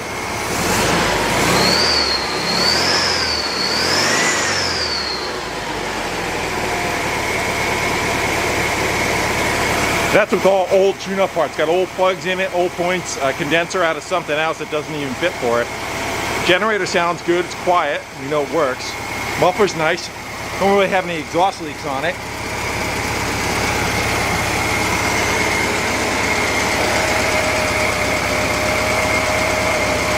Yeehaw! Let's kill it. Too many black wires. Let's kill it and pop that valve cover off. Let me get rid of power too so there's nothing live. There we go. And let's go pop that valve cover off, see if I can go fix that one little leak that's happening right there. I have to just take that bail and give her a little bit more tightness. Sometimes what happens too, there's a tendency for these valve cover gaskets on the bottom, they'll get a loop in them. See if this one did it. It's hard to say because it didn't pop out right. Yeah, so I'm going to go take this bail off and beat on it a little. So that those 2 points are a little bit more that way. Yeah, so I can't really make these 2 points shorter, but what I can do is put a little bit of a bend in this leg.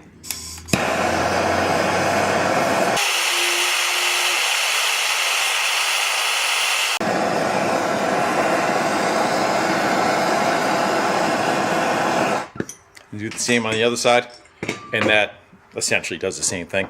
The newer engines already have that bend in them. This time I got to go towards you.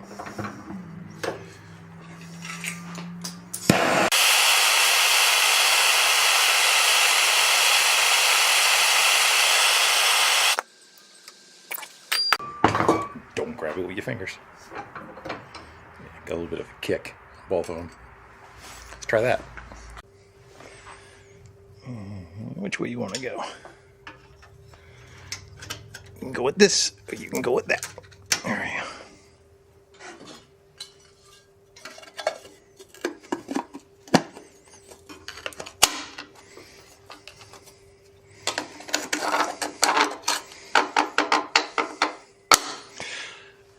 Better.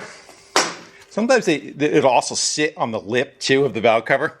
If you don't have it sitting right against the head. I think we're okay though. All right, let's go fire it one more time. Make sure we got no more leaks. Let's go wipe that oil down a little. Get rid of some of that.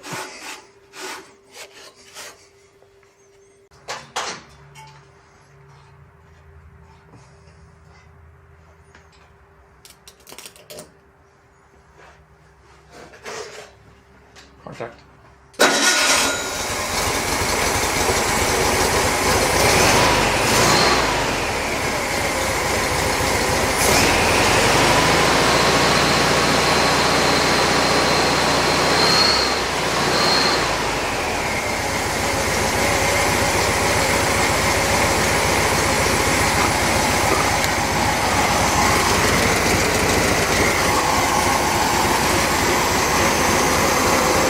We don't have the air cleaner on it yet neither too, which would probably help with some of the tweaking.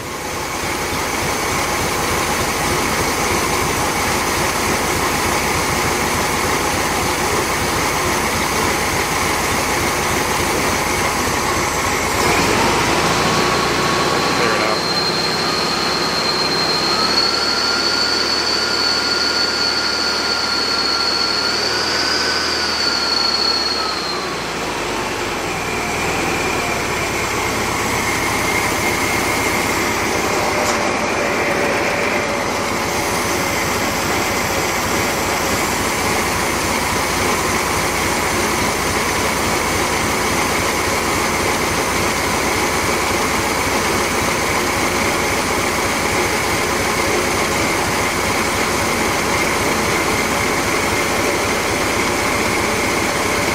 Try to get rid of some of the shake, that's all.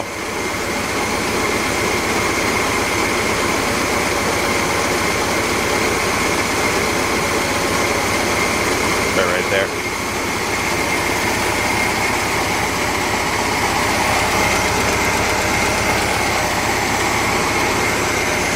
Nice, I'm gonna let it run a couple minutes. Yeah, so we're opening more. As the engine's heating up, that thermostat coil is getting wider. Goes up through the linkage and we'll start opening this up, allowing more cooling air to flow in down through the cylinder heads.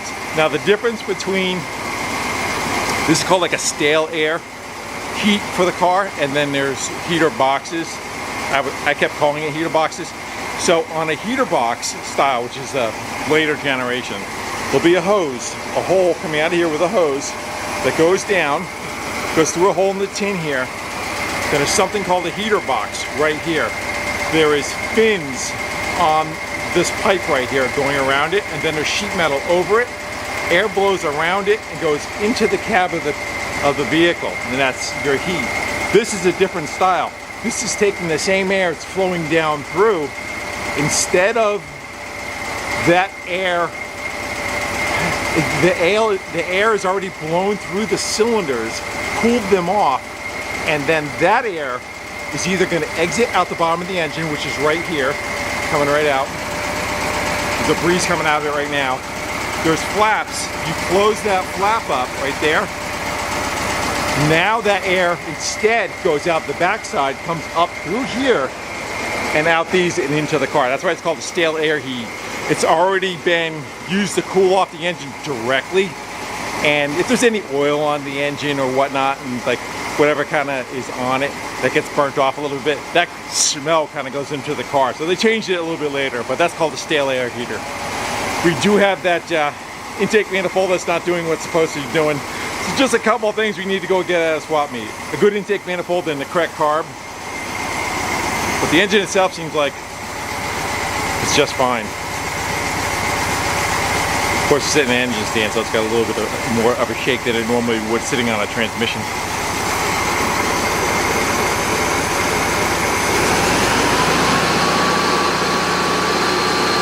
I didn't even hang a timing light on it.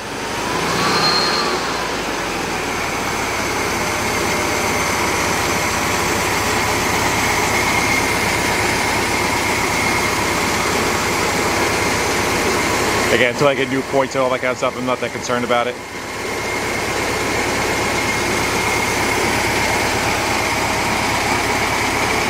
So I just gonna have to do it all over again anyway. So, other than for making a video and say, hey, look how smooth it runs. But it's running pretty good now. I'm happy with that. It's running on all four. It's quiet. Nothing's leaking. We still have a main seal to do on the rear, so the flywheel has to come off.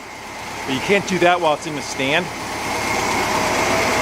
So that flywheel has to come off. And behind it, it's called the main seal. While you have them out, you want to go change this. And this is for 25 horse or 36 horse. It's a different style. that different size than the later engines too. So that just has to go in, and of course the clutch has to go on it. But I'll just attach that. I'll bag the clutch and I'll bag the main bearing. We'll just keep it with the engine. I have an air cleaner for it somewhere, the correct one. I don't know how long it's going to run on this fuel. Pretty empty. We'll let it go till it runs empty.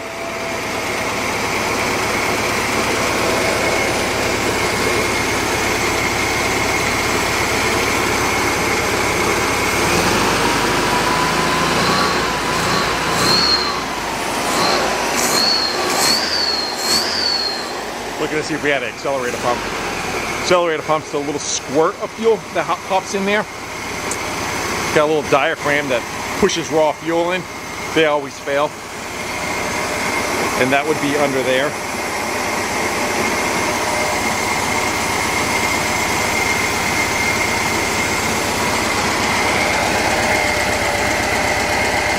Yeah, seems pretty good. All the studs came out pretty good. Had to drill out some of the stuff. You know, the bolts that were, the holes that were too large on the muffler and the tail and the feeder boxes. I had to open them up a little bit to get the larger studs on them.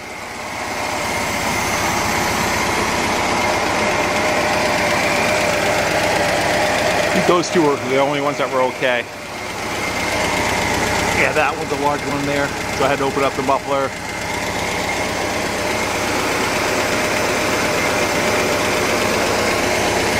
Like I said, I want to put a little bit of kerosene in it. I'll put it in once we get in the car and get the car kind of moving, we'll be more concerned about trying to get it to finalize everything. I just wanted to make sure that we had a good engine, which we do. Seems like that's working out okay.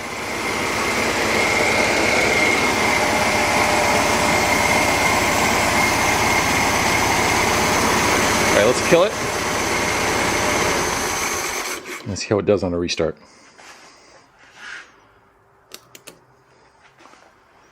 Where's the magic button? That's fine.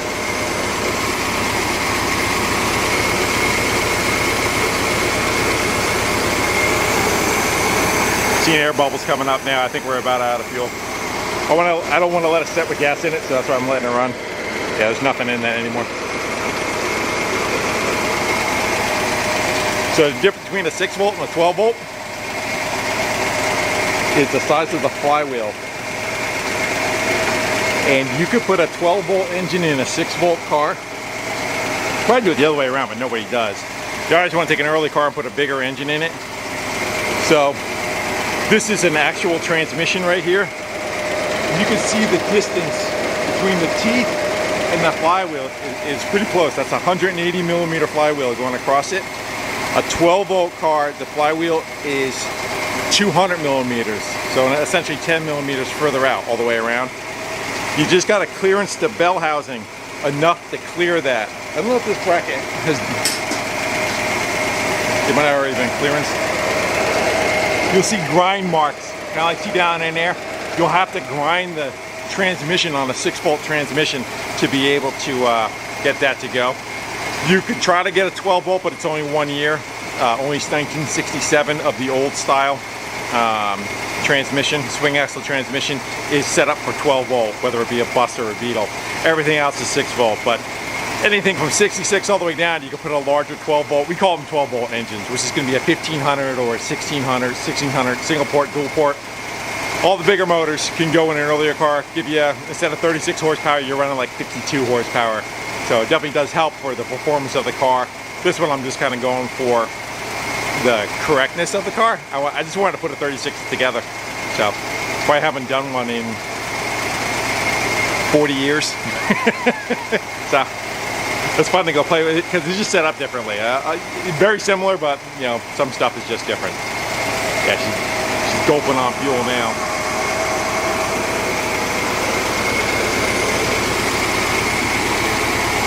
This might have been in a, I'm trying to think which engine used that.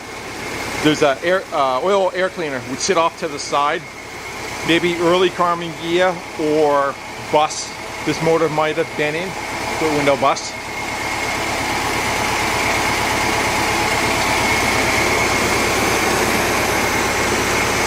Gotta run out of gas sometime.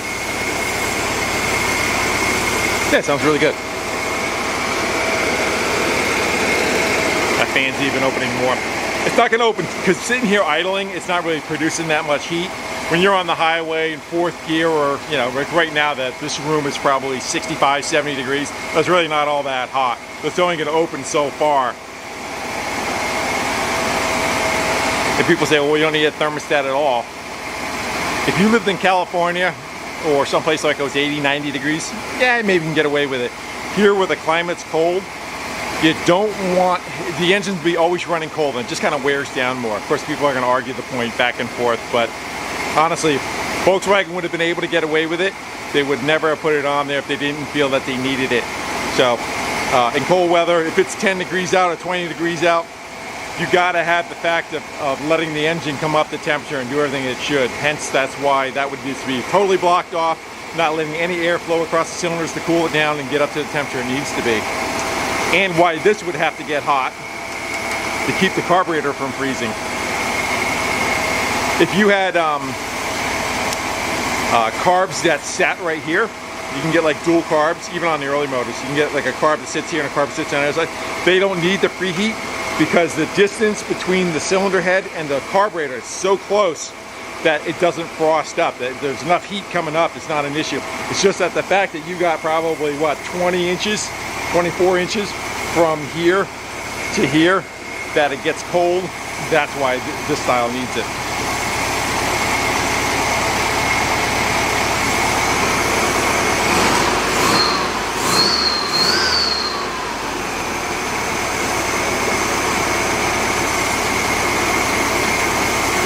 What about you? It filled up again. All right.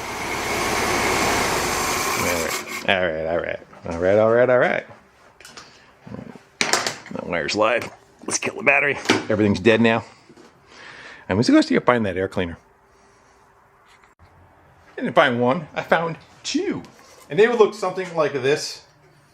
The spring, I don't know. So this air cleaner would go on something like that. Depends how you want to rotate. Again, this is the wrong carb. But, and again, it's an oil bath air cleaner. There's no filter, like a paper filter in it. It would just have a metal screen. Show you inside it. So it would have a valley that you would fill up to about that level. Usually there's like a red line in it telling you how far, and then there's a screen inside there. You can see where it kind of picks the dirt up, and eventually it just kind of washes through the dirt, through the oil, and then you take the dirt, one more time. Then you take the old oil, you rinse the air cleaner out, you just replace it when you're doing an oil change. You just top off that last little bit of oil, goes in there. There's another one too. Let's go see how clean this one is. Looks a little better. Oh yeah, much better. We'll use this one. And there's the red line I was telling you about. So, good. Yeah, tells you right there how far to go to.